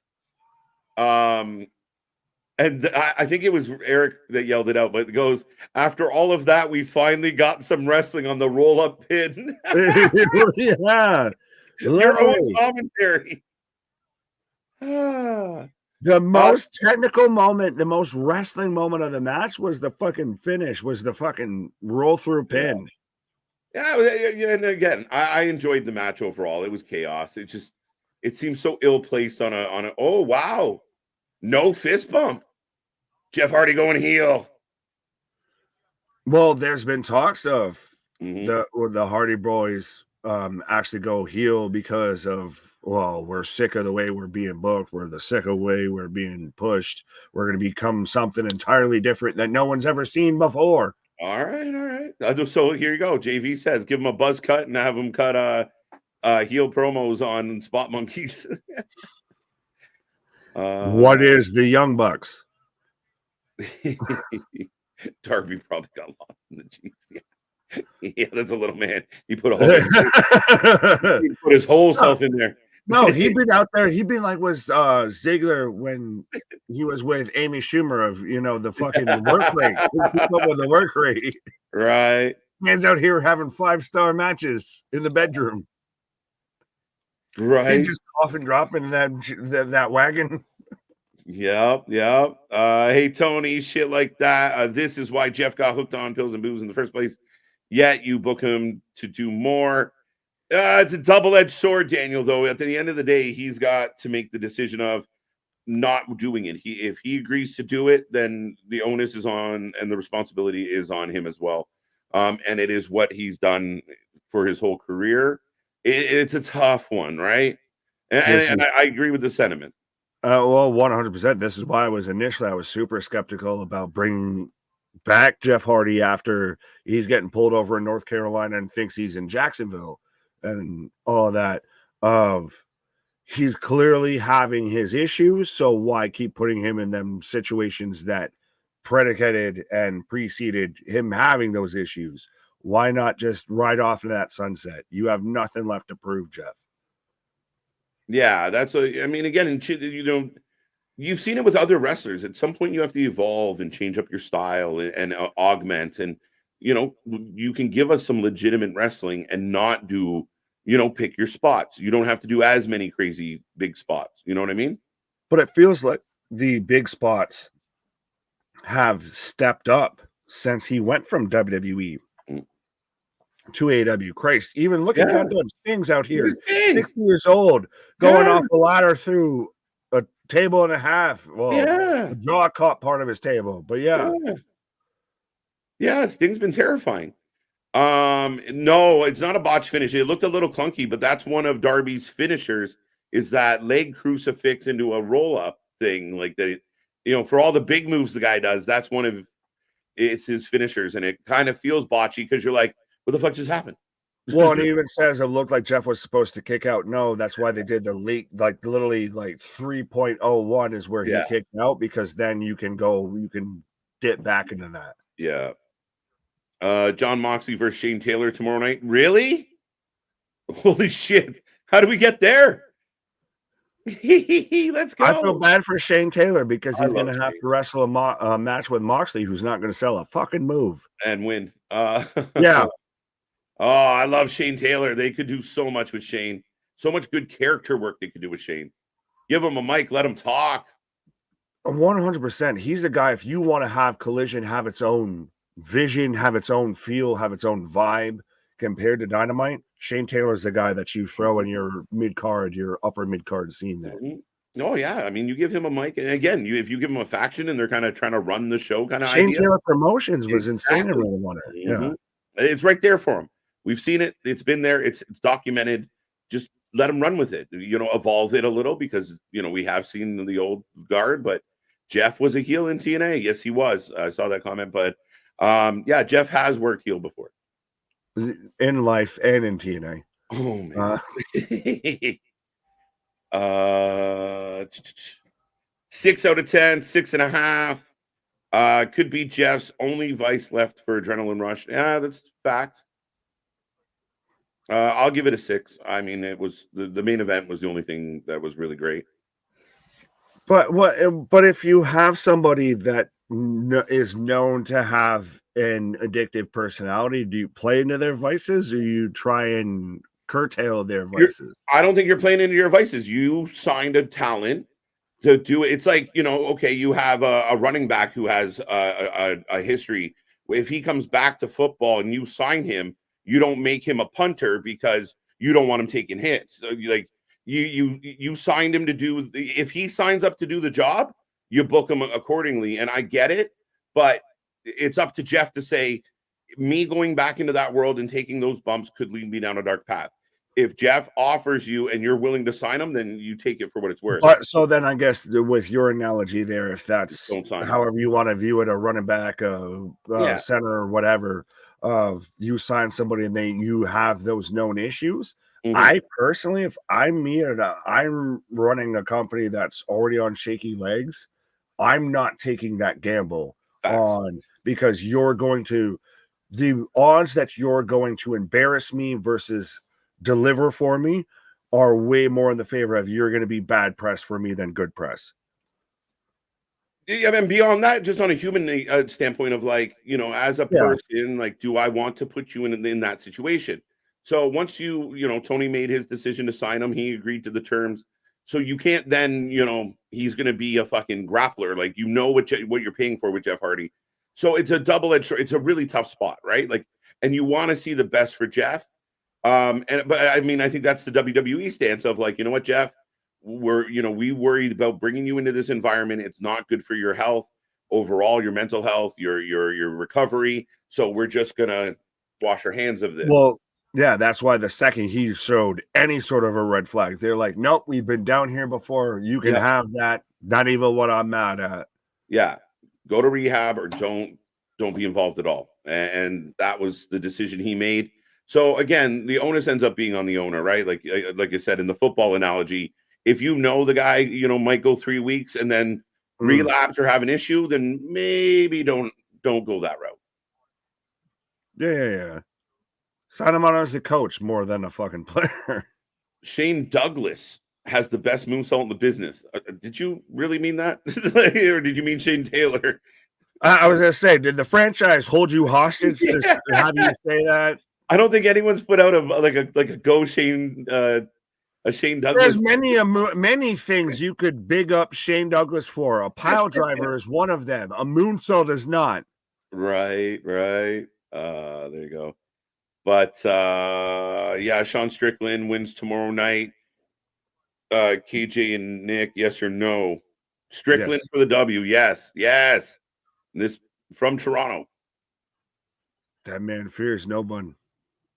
Yeah, he's a good guy. I mean, he's a good guy. He told he told such and such fighter's wife to move the fuck out of the way before he jumped across the steps to fuck up the guy he's about to fight. You know, I cheer for good guys. I like him a lot. I want to see him win.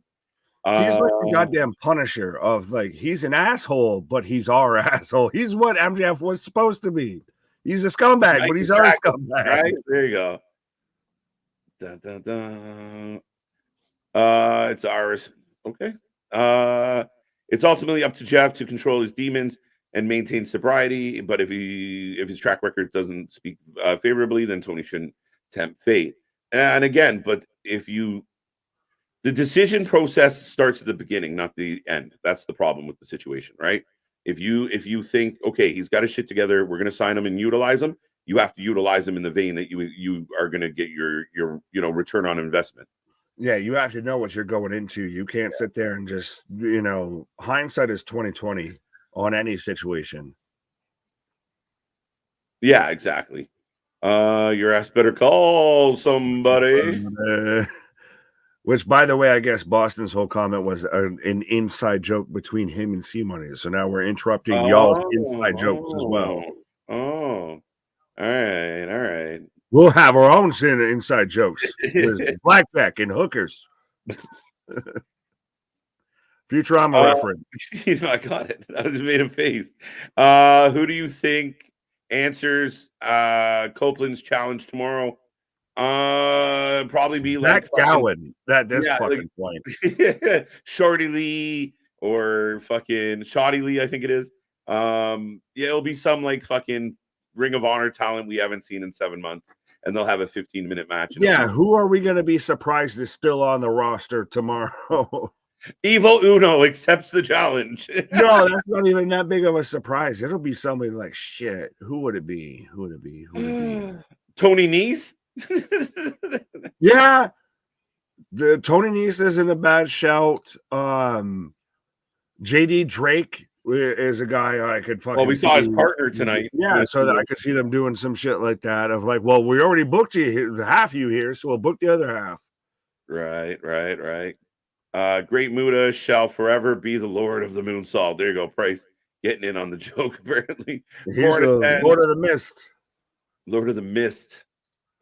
Don't like Penta. I like Penta. I mean, I think they could have done a lot with Penta, and I've said this many times. Penta and Alex Abrahantes together could have been utilized better.